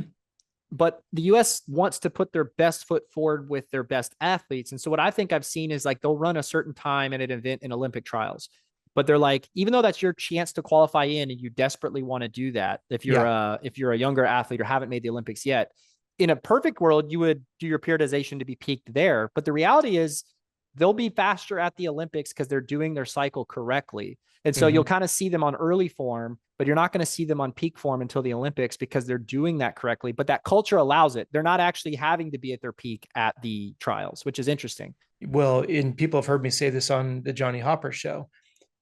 We have the privilege of working with a lot of elite runners, Kenyans, Ethiopians. And what's great about them is there's a couple of things. You mentioned earlier the idea that we're just a land of plentiful and abundance and all that. When you come from a country who has nothing and they appreciate every little thing, if I had a young son or daughter, I would make them run a stock bike until they're like waiting on the bike. Until you want to laugh about that? Here's my question for you. I had it on my list as well. Okay. How much focus would you put into a good, and I say good as in, which is a relative term that hopefully I'll be able to enlighten some people on more down the road if they wish to listen. Yeah. Mod motorcycle versus a great, perfect stock bike. And then at what level would you say that has to shift at? So how far would you say we can be successful on a perfect stock bike? And then at what point do we really need to put emphasis in a quote unquote mod bike? So for you, you said stock, but how far along would that take you? I have my opinion. So, Yeah, I think it could take you all the way to the top, because to me, it's the attitude of the bike, person riding the bike. And you can see this exemplified when the Ken Roxon, Pierce Brown, what's his name, that he did the 85 not Pierce Brown. He's Carson Brown. Yeah. Watch them ride that 85, the attitude and the approach, right? It's you got to get out of that bike, especially if you're using the work. It's perfect. It's balanced. The bike is handling its tracking. It's not blowing up. It's in perfect mechanical condition. It runs 100%. But taking it another level though, the bike is balanced. The athlete trusts what it can do. Right. The rider can push that suspension to its potential, literally, and is able to literally wait on the motor because he can just ring it to the moon, because he's got all he can out of it. I'll take that athlete all day, every day. Hey, it's funny you say that with Carson Brown. When he did challenge, I think Blair did this, Seth Dennis, and they did the Super Mini challenge. Carson rode, I believe, Blair's bike, and I'm not talking down on Blair because I don't know, but I don't think it was quite the level of engine that Seth Dennis has. Seth had, I think, a better engine, and then Seth had like a 40-pound advantage or 50-pound advantage over Carson. And I'm pretty sure the suspension was still Daniel Blair's kids' suspension that Brown rode. So it's a great YouTube video that Carson Brown raced against, Seth Dennis, who's a Super Mini champ. And they were damn near even. I don't recall who won, so you guys should go watch it. But having said that, they were within a tenth or less than a tenth, or really close. Yep. But to your point, suspension's not right for Brown. motor potentially. And I'm not talking down on Blair. Maybe he has a full blown motor, but I don't think he had as good of a motor in there. And yet Brown was able to, at a way heavier weight, on incorrect suspension, on not a track tailored to him, pretty much go the same speed or better. I can't remember. Or the let's point just is, use the word, let's just use the word stay in contact with. right. Yeah. And I think he might've, I don't remember. I want people to watch it. I don't recall if he won or not, but I remember Yeah. being like, that's shocking. And Mm-hmm. the point to it is the bike's not right. And he's still, because he's now an adult, he's raced big bikes. He's getting everything he can get out of that bike. And it's not about the bike to him. It's about how he rode it. And so I think that that's an example where you're right. The stock bikes, I as a mod shop, it pains me to say this, but the bikes are so good nowadays that the difference between you winning and losing is not your motorcycle when it comes to like versus a stock bike. Now the challenge is, and again, this podcast is about your side, but on my side, how often do you really know that all that you did to your bike made it better? Exactly the question that I ask all the time. Why did you upgrade your suspension?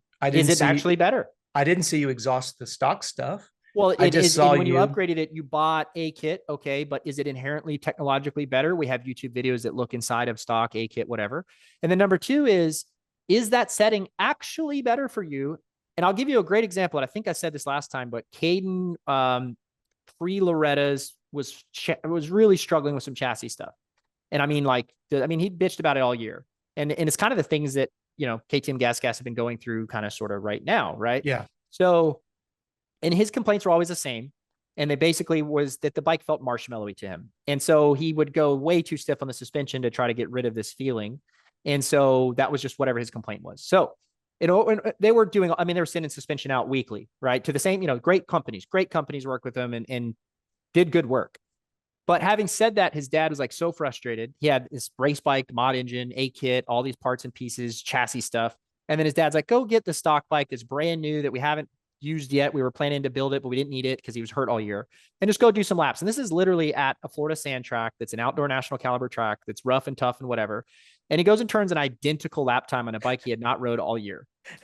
And his dad's like, what are you doing? He's like, well, what? And he goes, well, how's it feel? He's like, well, it's really slow.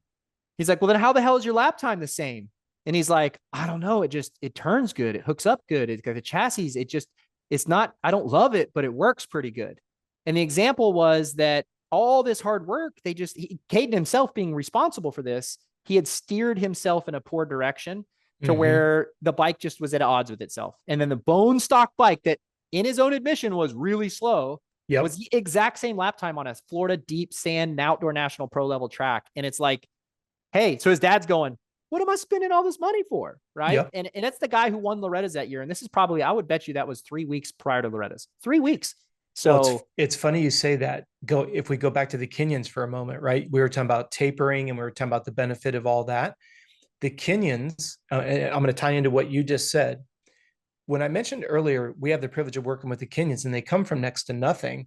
Their life consists of 3 things. They're either eating, running, or sleeping. That's it. And when they're not train, right? What is that shirt? Literally. And then when they come home, they literally lay on the ground and put their feet up on the wall to have gravity pull the lymphatic fluid out of their legs. Right. Right. So when they go to do their work, they're ready. And the Ethiopians, they're really great people to talk to, the Kenyans as well. Their thing is, if the Americans ever take recovery as serious as all other countries, we as Kenyans and elite runners will be screwed. Because that's coming from a Kenyan about Americans. Now, I was going to ask you on that topic, which was on the recovery side, which is what are some things that can prevent injury? Like when you fall and then like stretching or foam roller work, or I heard something about a term called foundations. I've heard this multiple times now. And then you had said the 3-dimensional space and body per perception. So on that topic, I'm assuming that those we could ask about the prevent injury thing, but would you throw in, now that you said this, would you throw in recovery as an anti-injury mechanism? 100%. What motor's got a better chance of grenading? One with 100 hours or one with 2 hours? And essentially recovery is taking hours off, is how we can analogy it to the human body. There's a lot, and it's beyond the scope of what we want to talk about today. But when you look at the word recovery, it has to start with you're eating enough calories to fuel what you're asking the body to do. Because otherwise, you've said this on Gypsy Tale, your body eats itself for those calories. Exactly. That's the analogy I gave on Jace as well.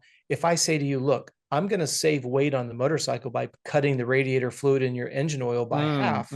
Yeah, it saves weight, but it excessively stresses the system. And then when it grenades, people go, well, no shit, Sherlock, you're running half the oil in the engine that you should.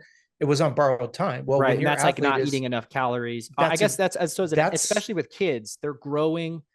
Hopefully the kid's not, way overweight, which could be another sign or something, but like he's a fit kid, he's a raw moto kid.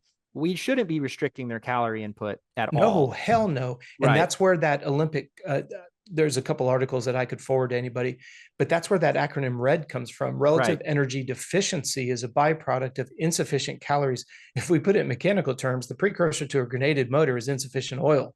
Oil or It's not enough, simple as or that. it ran out of gas midway through the motor. Yeah, or That whatever was that dumb. We is. didn't fill it up. That's Yeah. stupid. Right. So if you look at that, this is where I wanted to go back to Caden's situation when he said it felt slow. The Kenyans, as a general rule of thumb, now you got to remember right now, we're about to see a sub 2 hour marathon, right? Which is They're at amazing. like Yeah. 2:04. 26 point whatever miles in Yeah. less than 2 hours running. Yeah. So now you've got a group of 10 or 15 guys that'll run 2 hours and 4 minutes. You've got a couple guys that are like literally within seconds of going under 2 hours. Right. They have a general rule of thumb that when they run easy, they run twice as slow as their fast pace. So let's just say for even numbers, their fast pace is a 4-minute mile. They will run their easy runs at an 8-minute mile. So when you come back, now our sport's a little bit different because the equipment is designed to be under certain load for it to perform properly. It's a little bit different. But when you made the comment that Caden was like, hey, it feels slow, but the stopwatch shows that he's on point. This is where we get into that idea of you had a completely stock bike. What is that bike? I'm not trying to go into nebulous terms here, right? That stock bike is a fresh bike. That's a bike with no hours on it. That's a bike that's not stretched, blah, blah, blah, blah, blah, blah. But it was as fast as his modded bike with all the pieces and parts. Does that not validate the incredible power of being a fresh human being? Right. Mentally and physically, because that's where it comes back full circle. When you talked about, the 4 dimensions of movement, right? You have the left and the 3 dimensions of movement. You have the left and the right side, the front and the back of the body, and above and below the belly button. Well, on the motorcycle, it's the same thing. Left peg, right peg, above and below the seat, and front and behind. We all know that from the belly button down controls the rear of the bike, and the belly button above is the front of the bike. When you start looking at, all right, what if we only were to, and the motor's the easiest one to think about, what if we just continuously keep replenishing and refreshing the top end? You still have a bottom end that's stacking hours. Right. And eventually you're only as strong as your weakest link, and it grenades. What if you're doing a tune-up on the suspension, but instead of freshening up the oil, you leave the old oil in, but you keep putting in fresh spring, right? Right. You're only doing half of what a rebuild is all about. Right. They're not going to work well with that. Right. Well, nobody mechanically would go, well, this is a double negative. If you kept the old oil and kept putting new internals and the thing blows up, you're not surprised, because in mechanical terms, maybe suspension's not as graphic as if you keep putting a fresh top end in and you don't refresh the bottom, or you don't split the casings and do the main bearing, it has a 500 has a hours finite life. Right. Exactly. You're only as strong as your weakest link. And that's where, if you get into, and I know for the parents are like, we can get into the real deep weeds on this. Think about the word or the acronym relative energy deficiencies. Right. Your athlete cannot continue to burn more than he's taken in. So it's important that they get enough food. I was to say, what are you mentioned it already, especially as an adult side of things. You said, but like burnout. So what are the signs? You said the external ones were, obviously, I think it was like low energy, low libido. Well, when you've got, if you're taking notes, which I hope everybody is doing on our shows, on your piece of paper, I want you to write from left to right: cell, and then an arrow, tissue, an arrow, organs, arrow, system. Cells, tissue, organ, system. When you finally go to I'm sorry, let me back up. We get blood work done with our athletes once a quarter. It's the foundation of health. It's why we have our complete med solutions. People are caught into a vicious cycle. They need to know what is the health of themselves and or their athlete. If you look at that at a cellular level, you're getting a snapshot of the health. So if it says that you're out of range, this is a scary part. With all of our blood reports, it's not a report of health, it's an absence of disease. So when it says you're in range of not having a disease. That's pretty scary all in itself. That's why I work with Dr. Brainy. We look at blood from an athletic standpoint, because just like your modded motor, you need certain things that a stock motor is not going to need. Well, when you're putting your body under a lot of demands, you have to know what to look for. You need to have more iron than most people think. You need to have more B vitamins than people think. So with that being said, when you wait until you get diagnosed with Epstein-Barr, the system, the final product is diseased. Why it's so frustrating is it could have been avoided if you just got a snapshot of your blood continuously, because a cell that is deficient, like for example, this will resonate with a lot of people. If you have a dysfunctional thyroid, what's the element that's usually missing in your blood? Iodine. Okay. It's a very easy thing to fix. So if your thyroid's not working correctly, well, you can find that with a blood result. You're like, oh, wow, your iodine levels are low. Probably it's just obvious, right? But think about what's obvious. The thyroid dysfunction is a byproduct of having low iodine levels. People go, click, it makes sense.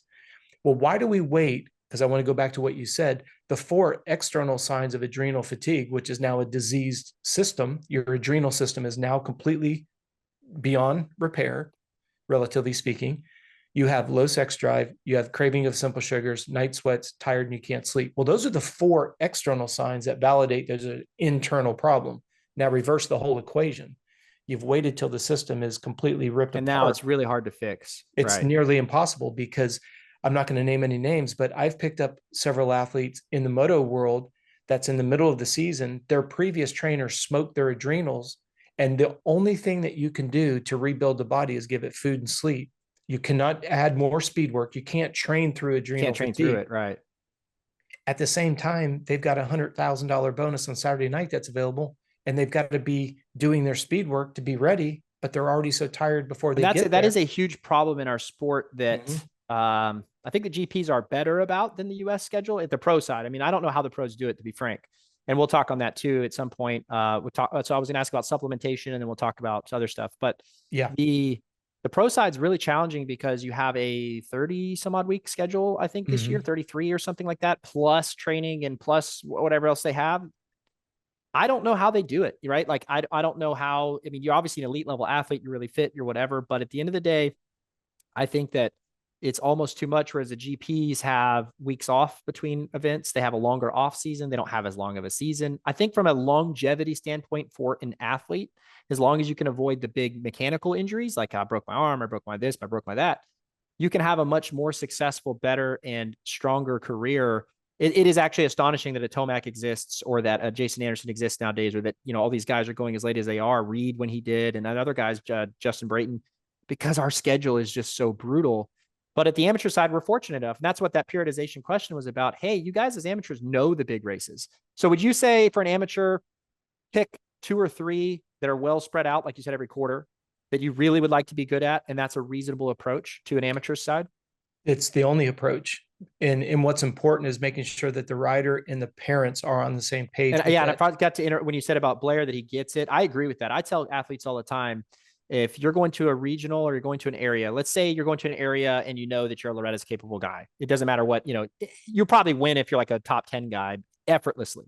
But what you should focus on is, hey, I want to rip every whole shot, because that's focusing, bringing up your level, executing in a moment of need, every single one at the area. Maybe you don't have to do everything else great, but that's something you really focus on. And like you said, great line selections, or let's say you're working on technique that time of year, because you should be. Okay, I'm going to stand up. If you're clearly the fastest guy there, I'm going to stand up the entire lap, a couple laps, and see if I can work on that. Or I'm going to work on whatever, no clutch, or I'm going to work on, whatever it is. And then come regional time, same idea. You just have to qualify. So if you're at a guy that has the speed, you're there. Okay, same thing. I would like to rip off every whole shot I possibly can as practice, because I need this for Loretta's. Number 2, if I'm out front leading, I'm going to ride my own laps, my own pace. And if somebody passes me going around the slow line in the track, hey, good for them. But as long as I'm in qualifying position, we're there. If I'm not 100% peaked, I can't give it my all. My body's not quite there yet. With the vision being that Loretta's, we will be there. But also you can use that as a chance to learn, right? How does the track get rough? I always tell people, if you're not the regional, you should kind of be close on your bike. Like the bike should be close, but you need to use that opportunity that track gets rough. It's rutted. It's race pace. It's race conditions. It's C class and B class and A class and all the other classes. So the lines develop the way that they do at race days. Yep. Use that as an opportunity to make your motorcycle better when you lead into Loretta's, not just, I got to go win. And I think that's missed. Well, that's why we do race day simulation on the physiological side. We're testing sweat rate. We're testing calorie burn rate. We're testing intensity. We look at average and max heart rate. We look at the science of the human being. We look at that telemetry. But if you think, let's go into a completely different sport that I think would be a good example for all the listeners. How is Michael Phelps supposed to be on point on the starting blocks? Let's just assume it's his first time going into the Olympics, right?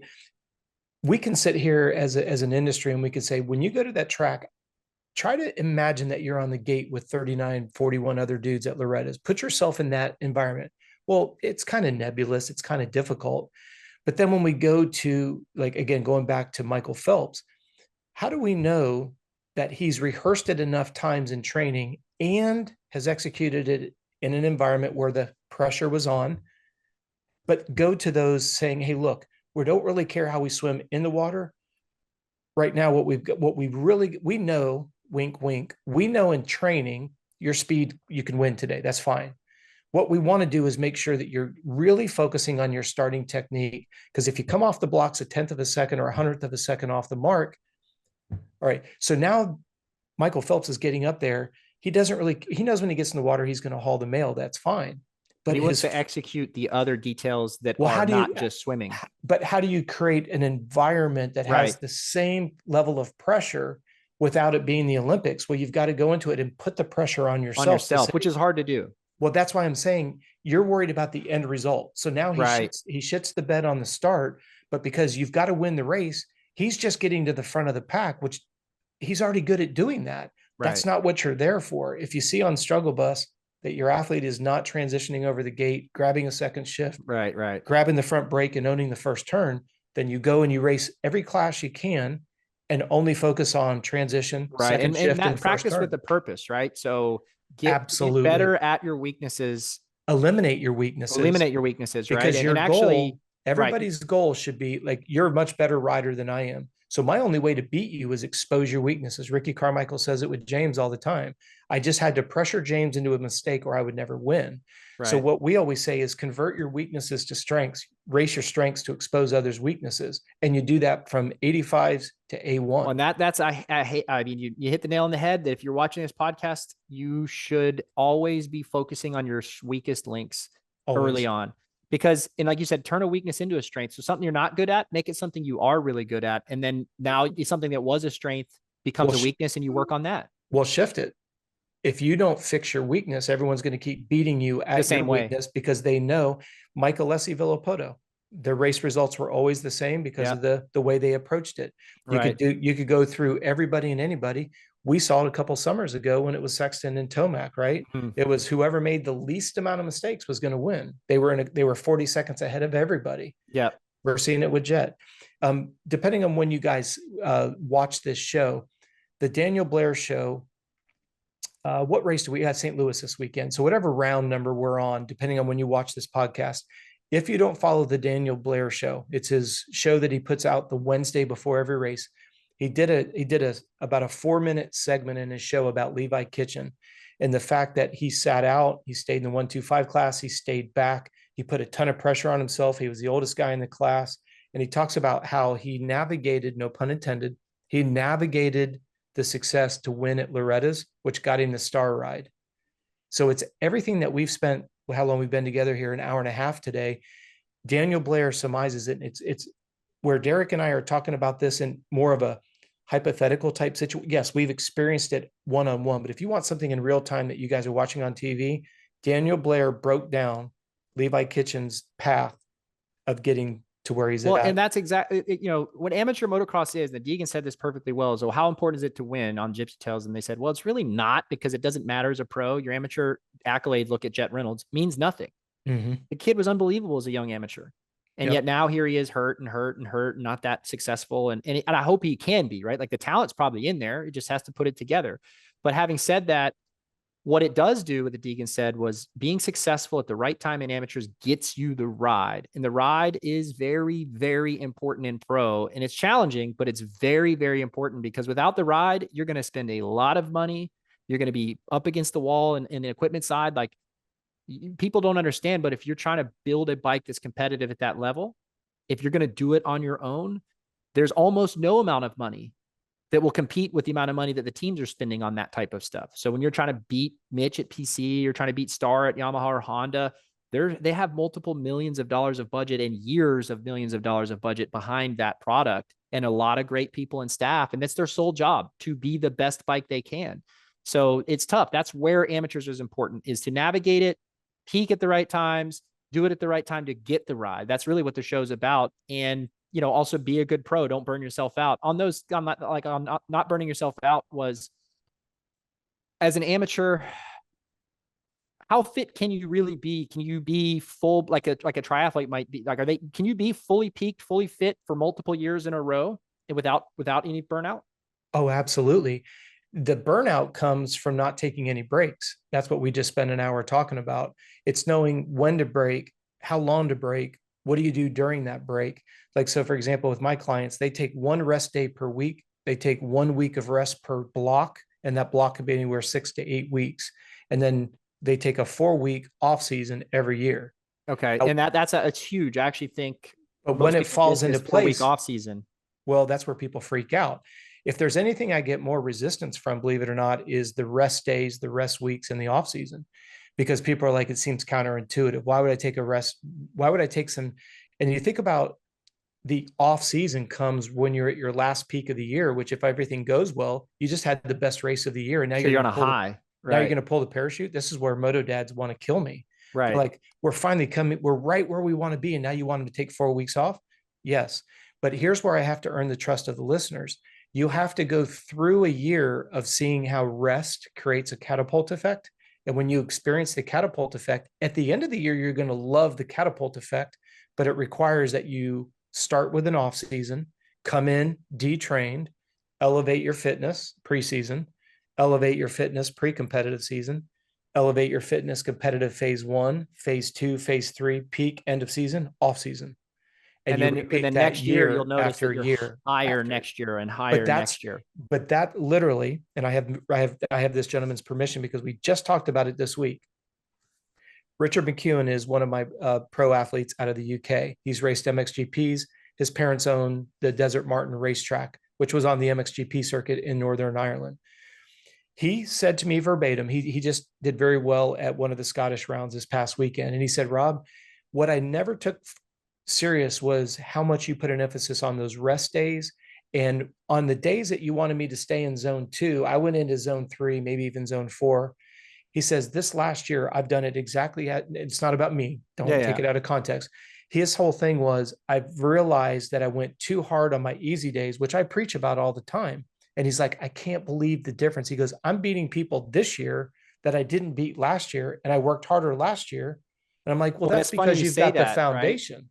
Right? I've experienced that as a moto guy. And then like as a competitive sports guy, when I was a kid and played all the sports, is like, yeah, I have a really hard time on an easy day trying to go easy. You don't feel like you're working. Yes. Now I'm out of shape, so I probably have a great time doing the easy days. But back in the day, it's like I would just so struggle. I'm like, oh, I'm feeling great today. I want to wick it up a little bit, just a little bit. No, It's like, no, it's so hard to discipline yourself to do that because you don't realize that it is doing work, but it takes time. So I was on that kind of topic was, have you learned anything in like the past? You've been at this for what? I don't mean to belie your age, but 30-ish years, right? 30. This is my 39th year as of March 39 of this years. Year. So 39 years. Have you learned anything in the last 39 years that have dramatically changed opinion on that, from originally on and to now you're like, wow, this is something we've learned totally different. That's the first question of a kind of a continued one. Yeah, I would say it goes back to recovery. And I said it, and I have to give credit to the Olympic Training Center, because for them, like when we were talking about the biofeedback numbers and, they, because we slept with electrodes, they would get our sleep analysis and they look at our resting heart rate and stuff like that. When they would literally not let us train. And I got butthurt on that. I'm like, what, you think I'm too soft? You think I'm not. And it was like he said, because it's the exact opposite. He goes, you're so tired. All we're going to do is either suppress your immune system and you're going to get sick or you're going to get injured. Wow. So like it's the mentality that you're just belonging to the mentality of somebody who wants to be successful. It's like you can grind yourself to less success or sickness or illness or whatever. And you just have to understand that that's how important recovery is. So you would say you would double down on recovery. Well, if I took any of the listeners, athlete, either you as an athlete or as a parent, if I took a young athlete and I said, all right, I'm going to have you wear a heart rate monitor, but I'm going to turn it backwards so you can't see the number. I want you to give me 5 laps, easy. Get the lap times, we get the heart rate data. They come in, I was like, all right, fully rested, recovered. I want 5 laps at your fastest speed. There'll probably be less than a second deviation between the two, because it goes back to what you said. And that's because we get geared, we literally get programmed to just one gear.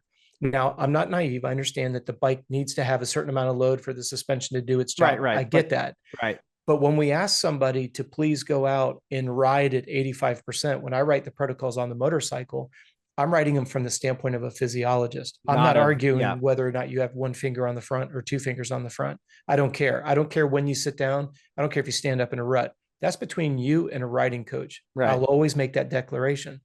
The difference is people are not approaching it from a physiological standpoint. And that's exactly my direction as a company to change the health and the direction of the sport. I've got a couple of private investors that want me to build a race team, and they have for a couple of years. The way that we're building the race team is the race team will be built around the athlete. We will not be OEM funded. We will be outside the sport funded, buying the bikes that I could have. Our goal is to have 4 riders. Those riders, if they want to ride a Hodaka, a Can-Am, they ride whatever they want. We're going to give them the bike that they want. We're going to work exclusively with you with motors and suspension. We're going to get that person comfortable. I don't care what it is. I don't care how upside down and backwards, how unorthodox it is. I'm going to provide for my investors a group of riders that are on reliable, well-balanced, well-handling bikes. I'm promising to my investors 4 athletes that are healthy, and we have 2 people in the rafters as a backup. So if somebody does get hurt, stuff happens in racing, we've got an immediate backup. They're riding the same equipment, whatever bike they want, but the same equipment is going to be kept fresh, just like they're going racing. Right. Right. So now we've built a team where what we're able to do is we're going to build a team that's athlete centered, that's based on longevity. You're going to make sure that they're comfortable with the bike. They're going to understand. And then the outside sponsors, what we're going to be using it for is a completely different reason than why people go racing. And I'm not going to talk about it right now because we'll talk about it in the future. But the goal is to do things differently. The definition of insanity is doing something different, expecting a different result. So if I were to summarize so recovery is super, super important, right? It's the most important. It's more Has there been a huge huge advancement in the last, like from the 90s or 2000s or, 10s or now? Has there anything you've witnessed? I mean, obviously the watches and that's got to be a huge advancement, just the AI type metrics. Is there anything else that you've seen, or is it maybe, and I hate to say this, but like supplementation or what we know on the medical side or, things like that have just taken a leap forward from the 90s? Cause like you said, marathoners, triathletes, these people are running the best they've ever run.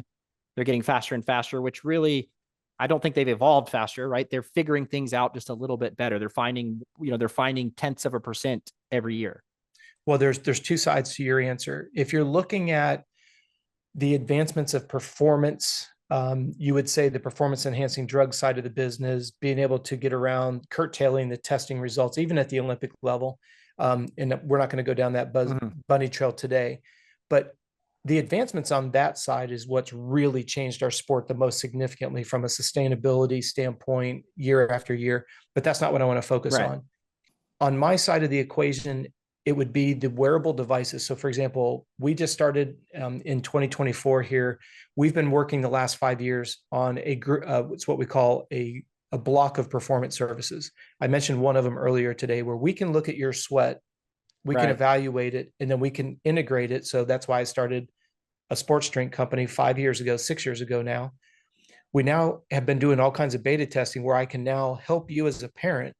Okay, your athlete's sweat rate is this. This is what they're losing. Let's put a drink together that's specific for them. That's number one. Right. The second side of it would be ways that we can evaluate blood sugar. These are performance services that you're going to be hearing more about. Okay. We're in the final stages of beta testing, and we've been testing them with our endurance athletes for about 6 years now. I feel like they're at a point where we can bring them into moto, and moto is different because of our gear, the jolting, all kinds. So when you look at being able to stabilize blood sugar levels, we've got one device that we're working with where we can actually monitor core body temperature to keep the athlete from overheating and having a heat stroke, just like a motor.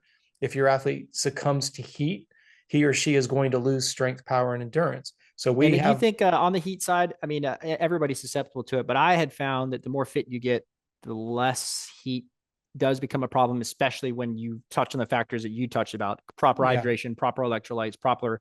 Because to me, like if you really struggle in the heat all the time, you haven't been used to it, right? So maybe you haven't Yeah. trained in it. But two, I think a lot of times is like, well, if the heat just kills you, well, guess what? You might just not be fit enough. And I think, is it, correct me if I'm wrong, but isn't heat, your cardiovascular system plays a huge role in getting rid of heat. So if I'm not mistaken, when it's really hot out, that's why you get a little bit flushed, is your heart and your capillaries and all that are trying to get heat away. Yeah, the whole exothermic process is always engaged at full tilt, and that's just getting internal friction and heat externally Right. wicked away at the skin. But what makes our sport so difficult is we've got every square centimeter of our skin is covered, which retards the ability to dissipate heat.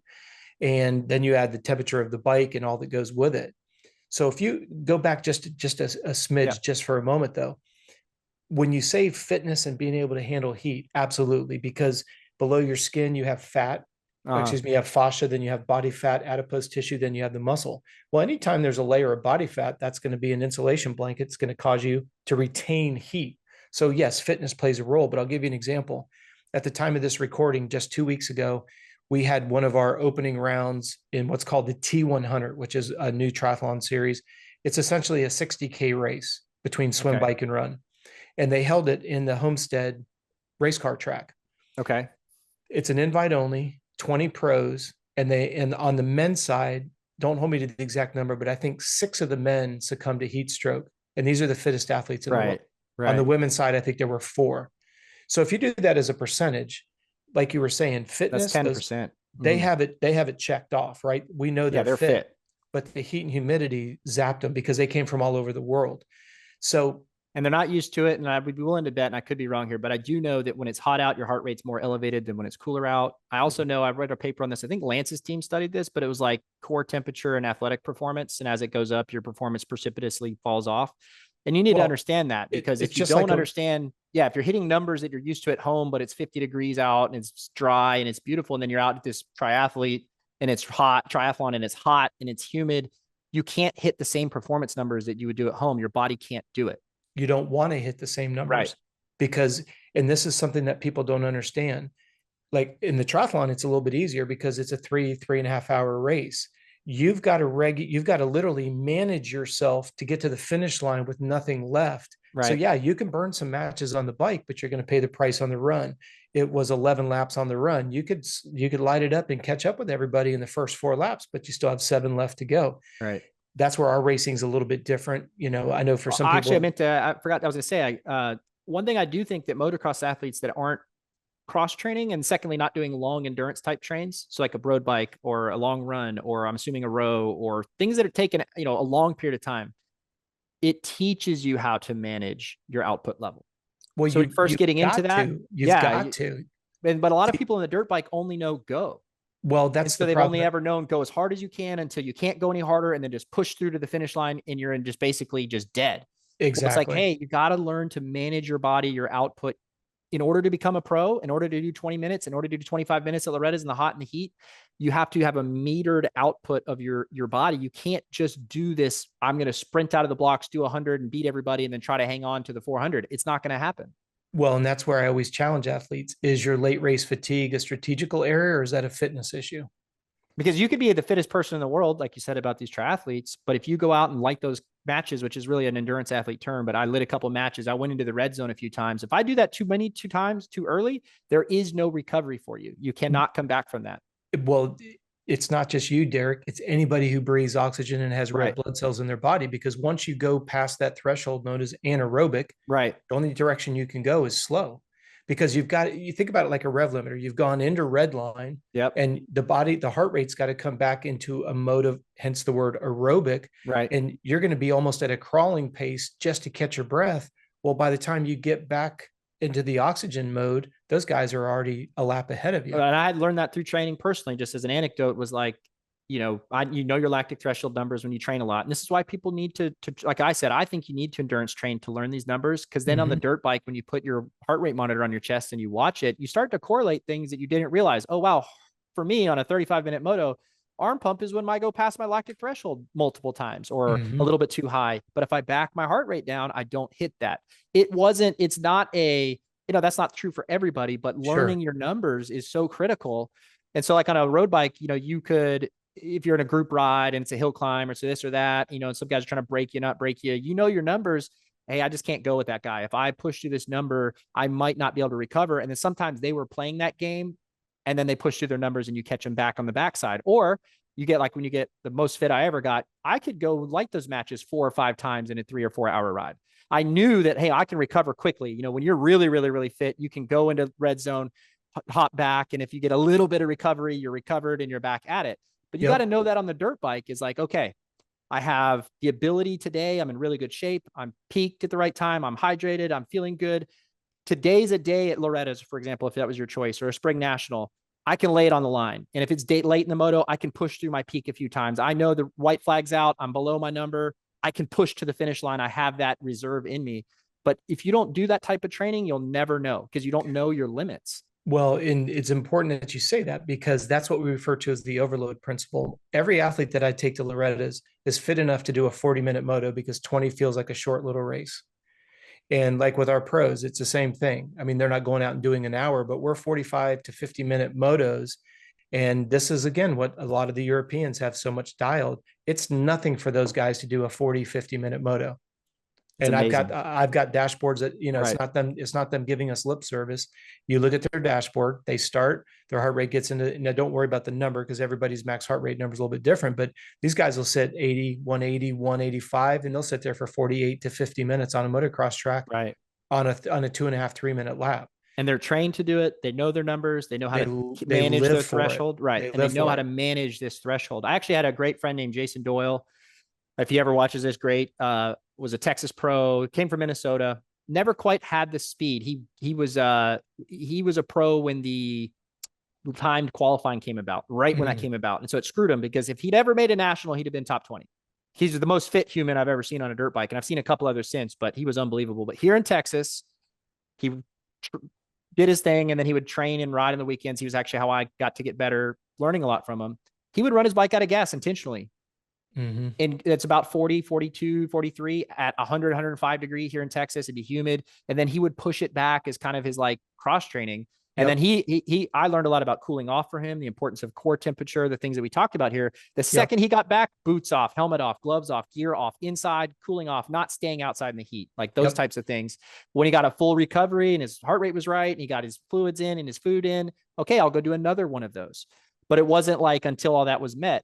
But having said that, he, like you said, it's funny you say that he lived for that. He's like, oh man, I just don't really feel like I'm alive. That's right. So I'm pushing that 40-minute threshold, and I'm like, I hate you. I hate these things. I can't do this.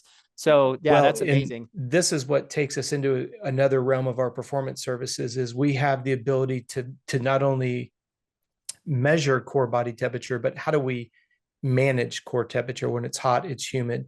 And we've got some additional things like how we measure blood sugar levels, and we've got like even some blood lactate analysis. And so if we come back to your original question, those different services that we are bringing in is designed to elevate the overall program. And that's where now the team element starts to make more sense. Our coaching network makes more sense. Our facility network makes more sense, because if you come back to what we said about earlier, I want to put together a point system where I'm evaluating amateur athletes based on their accomplishment, difficulty of races, who they raced against, because that's what the agents are asking for. And at the end of the day, can you show me that he can be good? Well, who's he beat? Where has he beat him? What type of track? Is it pro? Yes. Is it going to make him pro ready? These are tough challenges, right? Tough questions. And we've seen both sides pan out, where you have an amateur that was an elite amateur doesn't pan out. And then you have a maybe not so elite, a great example of this would be amateurs that maybe weren't so great that are becoming good. Well, how do you figure that out? And an example to that would be Cameron McAdoo, not a storied amateur. And there's a couple out there. We actually have quite a few now. Quite a few of them. Not that fantastic as amateurs that now have figured it out at pro. So that's a testament to the right building, the right program, the right mental attitude will develop you into a good rider. So I had a couple last questions. We've gone really long on this one, and I want to thank everybody for watching and thank you for all your answers. Absolutely. These ones are kind of quick if you can. So who's your favorite pro to date of all time and why? And it could be more than one if you want. Yeah, for me, I would go back to Jeff Stanton. He's a guy that didn't, just ooze with a lot of raw talent. He's a salt of the earth guy, hard worker, not a shit talker. His disposition kind of matches my work ethic. Let your racing do the talking. I love how he invested his money. Everybody's envious of his thousands of acres in Michigan. On social media, he's posting. He's just enjoying the retired life. Like, of all the pros that I can think of, has anybody walked into the sunset and done it as well as he has? And I'm sure there's a lot of. I'm sure there'll be some people that Would you have have some a modern examples. rider that younger athletes would refer to? Like, who's a current one that maybe even racing today that you really respect, or a couple of today, or like that of current ones? Anybody that comes to mind? Yeah, the one that, and I have a bias because I had the privilege of working with him, would be Dunge, because I agree with that. yeah, Dunge was a no bullshit guy. He was all about do the work, and then he wanted to go home and be with Lindsay and not talk about riding. He did a great job of balance. He's a family man. He's his wife's husband, and he takes that job seriously. Being a dad, he So takes that on that seriously. topic, who's on your Mount Rushmore in motocross? I'm gonna have some really controversial points on this one if I on my side. So who's your Mount Rushmore? And I don't know what is it? It's 4 on Mount Rushmore. Is that correct? Yeah, I mean, I hate to be the same stereotypical that everybody else has got, the James, the Rickies, the McGraths of the world.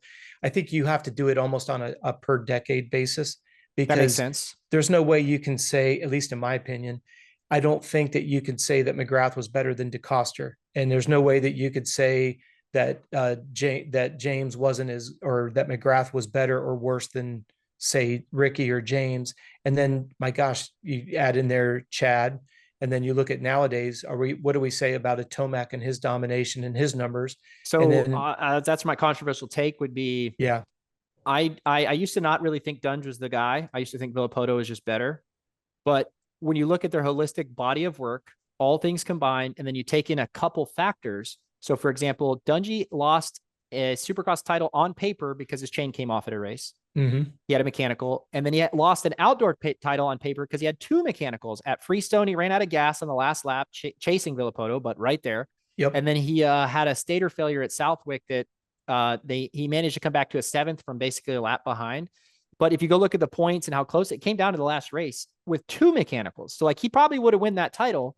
So then you go, wait a second, you add a Supercross title and an outdoor title against Villapoto, who would have been the only contemporary of his that maybe could beat him consistently. Obviously, at Supercross he did. And you go, wait a second.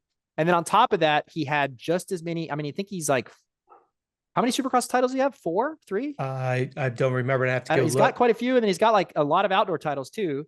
I mean, if you go look at the stats, you go, wait a second, I forgot he won that many. And then on Well, top of that, he beat everybody at one point in time. He beat Kenny, he beat Tomac, he beat RV, he beat James. Like, you're literally looking at a guy that beat everybody, whether or not you think they're their prime or not. And I think, RV and them were. So he in my mind, after the fact, when I started thinking about it, was like, man, he has to go on Mount Rushmore. And then number 2 is like, if Tomac had won Supercross last year, because I would not have put him on there because he's been beat by all these guys. But on mm-hmm. any given day, he's like the fastest guy. We've always been able to say that. But if he had won that title last year, he'd had a compelling argument to say that he is one of the best to do it. So then lastly, my crazy take though is that I don't think James goes on it. I just think he was the fastest dude we've ever seen. I think he was unbelievable on a bike skill. He changed the sport without a doubt. So he's most influential guy in our sport outside of like McGrath or something. But when it comes to like when you look at the Mount Rushmore, I kind of like think of a Dungy or a Tomac or a McGrath and a Carmichael kind of supplant it. So that's mine. That was my question of that. And Well, then but hold on go ahead. real quick. For the sake of the parents and what this show is all about, the one thing that I'd like you to think about Dunge is his marketability. How Yep. many people in our sport were on a Wheaties box? He had earbuds tied in with a promotion with Target. So he had not only Target, which he had on the bottom of his palm, he had his own standalone displays in Target for earbuds. He had the hair cuttery. We haven't seen that kind of outside the sport sponsors on an individual until we saw Kenny Roxon come in, who has Bretland watches. He's been in. I'm He was drawing a in mental Sports blank. Illustrated, right? And so was Yeah, but Dungy. what's the men's magazine? Men's Health, GQ. No, GQ. He's been Yeah. in GQ. He's got his own cologne line, or he's Right. contracted with it.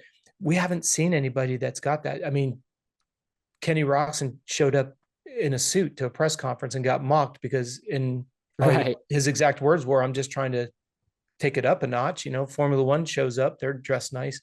So when you look from a marketability standpoint, I think you've got to give Dudge another nod. He wasn't somebody that loathed the responsibility of being a champion. He And didn't that's something that loathe. parents need to grasp too, is attitude matters. Yes. Because most parents don't know this, but when you go pro, you are obligated to do all sorts of things outside of racing. Mm-hmm. So these pros do dealer signings and do all these events you may not even be aware of that they have to do, that adds a lot of headache to your life, to your day, to your time frame, and sponsor thank yous and dealer thank yous and meet and greets and all these things. And you do not want, a team does not want to hire you if you have a bad attitude about that. Your kid Yep. needs to be, here's a great, you talked about marketability with Dungy. You're right. He was so marketable. And that's why I think teams loved him. He was solely always in demand because he was 100% marketable. So 2 points on that. And he started a foundation, for Pete's Right. sake. With the exception of Jimmy Button, no riders Right. ever started a foundation. So here's a great point on that Dungy side is, if I see this all the time. I actually had a little Instagram spat with a kid the other day. I think it's hilarious. And I love to spat. So if you want to spat with me and you get me, right? Just go for it. I think it's great. I mean, again, I'll tell you, kids can talk the best crap I've ever seen in my life. It's awesome. So we talked this another show. You go to a race and you see a parent and a kid who have a sponsor of whatever, a bike, a suspension, a this, or that, a part, and then they're bad mouthing it behind the scenes, and all their friends know about it, and everybody knows about it. And you go, I would never sponsor that kid. And then they don't realize that, like, here's my company and other ones who are going to see that. And word flies through the pits like wildfire. People don't get that. It's like that company knows he's bad mouthing them. So at the end of the day, it's like, hey, if you want to be marketable, you need to be marketable 100% of the time, such that even if you're unhappy, the other company you do want to work with wants to work with you. That's right. That's super important. So Dungy had that like in spades. You never, he would nitpick the bike a little bit. But here's a great question. How good was the Dungy KTM in reality? People assumed that it was fantastic because, oh, he's won all these titles and now Webb's going to go there and he's going to win and yada, yada, yada. I think the can of worm, but you never heard that bad from Dungy. It might be, yeah, we're a little missed off the setup a little bit. We're going to work on it. Team's great. And then he went, bike's great. Thanks to the team. And he did the right things. Mm-hmm. And he complained about the bike a little more than we had historically. I think Villa was really good about it. But having said that, all of a sudden now it's like, man, the bike must have just been a pile of crap because all these other guys have really struggled and they're still struggling, et cetera, et cetera, et cetera. So he did that really well. And you have to understand that's your job. You're selling motorcycles. That's who primarily pays your bill. That's right. No, I couldn't agree with you more. And his work ethic off the bike was the same. He showed up, he was on time, he worked hard, he did exactly what he was asked. He reaped the benefits of it. He was appreciative, always said thank you, always shook your hand, gave you a bear hug. So, and that goes a long, long way. The impressions you make on people around you. And then like, I'll give this credit to Caden. If you work with him, you see him, you want to work for the kid. Yep. He is somebody that I will go to battle with because he has earned that respect from me. And it's just hard to even describe to people how important that is. Like, I mean, he's just an amazing human. And that's what it takes to get, if you want, like Chase said this, he was going about Honda the wrong way the year before, which really slights the team. So even though he realized it and changed his mentality, that those wounds were still there, which was you're hard on them, you're critical on them. The team doesn't want to work for you. No. You can be hard on people and critical of them if you rally them behind you. Hey guys, I really appreciate your hard work. Let's keep working, but let's keep grinding. You're doing good, as opposed to the bike sucks. I don't think you're doing a good job. I'd like to get another guy. And I think he realized that. So that's great. But as an athlete, you have to realize you got to rally the troops, not piss them off. Well, you got to think about it. Why did Jay Dungy leave Sexton as a factory mechanic? He left Honda to go to KTM to get away from Chase. How many mechanics has Chase Sexton leave through? Honda? Right. How many practice mechanics has Chase and his dad gone through? It's one thing to be, and this is something that I struggle, and we can do a show on this because I think it's incredibly important. Just because you're on that ascend up, all of a sudden it's interesting. And Derek, you've seen it way deeper than I have. You watch the transition of a family, appreciate, then they become demanding, then they become intolerable. Why do you do that? And if you've ever watched, and so what is that, big-headedness, right? Well, I just think, unfortunately, I believe that people treat you the way you let them. So if I was an OEM or if I was a manager, I wouldn't put up with the shit that these guys dish out. I don't care that you're the number one guy. And I understand that you could quit and go for another team. But at some point, if I'm Lars and I'm at Honda and I see you shitting all over everybody just because you're the top dog, even if you're the top dog, it doesn't give you permission to be disrespectful to other people. That's just common courtesy. But you can go through our entire sport where people go from appreciating to being demanding. And then as long as they're still winning, everybody just kind of catwalks Right. around the whole thing. And I have a severe problem with that because at the end of the day, those people are trying to make your job easier. They're trying to, like I always say, like, I'm not going to beg an athlete to do the work. If you've got $150,000 bonus available to you on Saturday and you're negotiating with me on the workout, hey, if I do this and this, can we do less motos? Can we do less mileage? No, this work needs to be done. I'm not going to beg you to become a millionaire is my point. Right. You got to want to do it. Well, and I just think, unfortunately, our industry is the type that there's a little, they'll say that there's a sign of some talent. Well, that all of a sudden it becomes a horrible environment where now you've got a contract and now the parents are getting very, very arrogant and they're becoming very demanding. And then all of a sudden you get hurt a couple times and now you're not that top dog. Well, now the it's parents, what is that expression? Everybody you step on the way up is somebody that will kick you you have on to your way pass on the down way or down. whatever. Yeah. Yeah.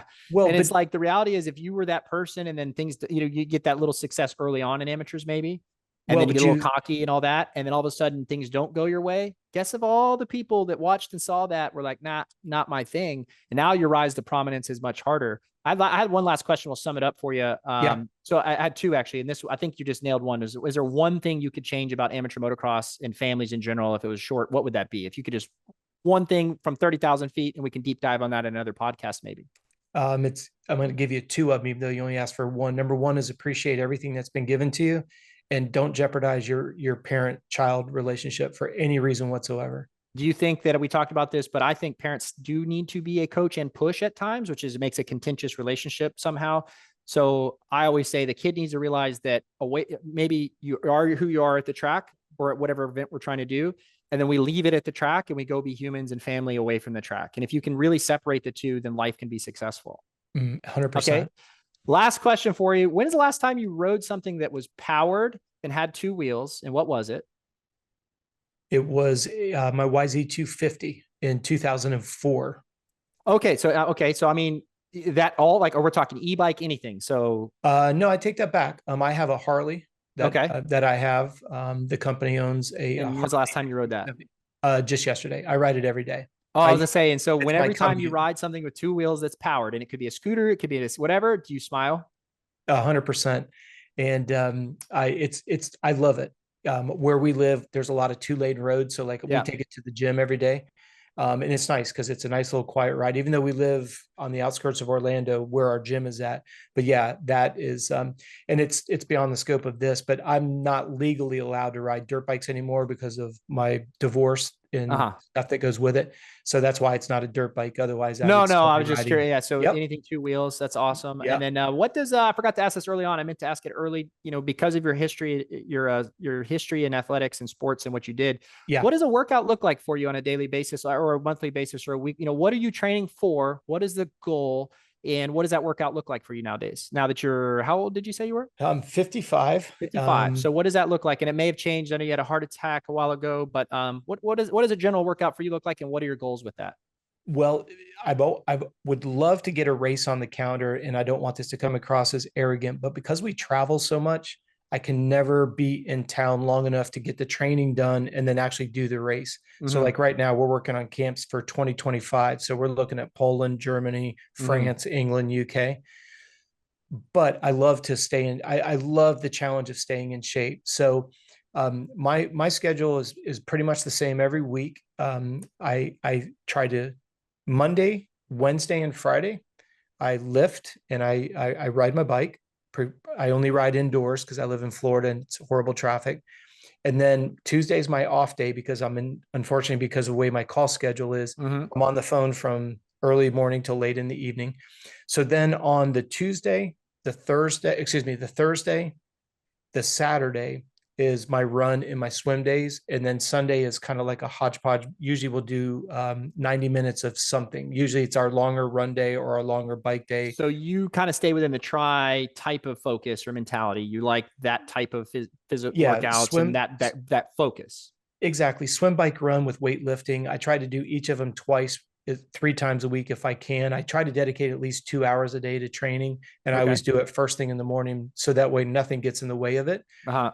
And I will be transparent to everybody. I use that time to solve the world's problems.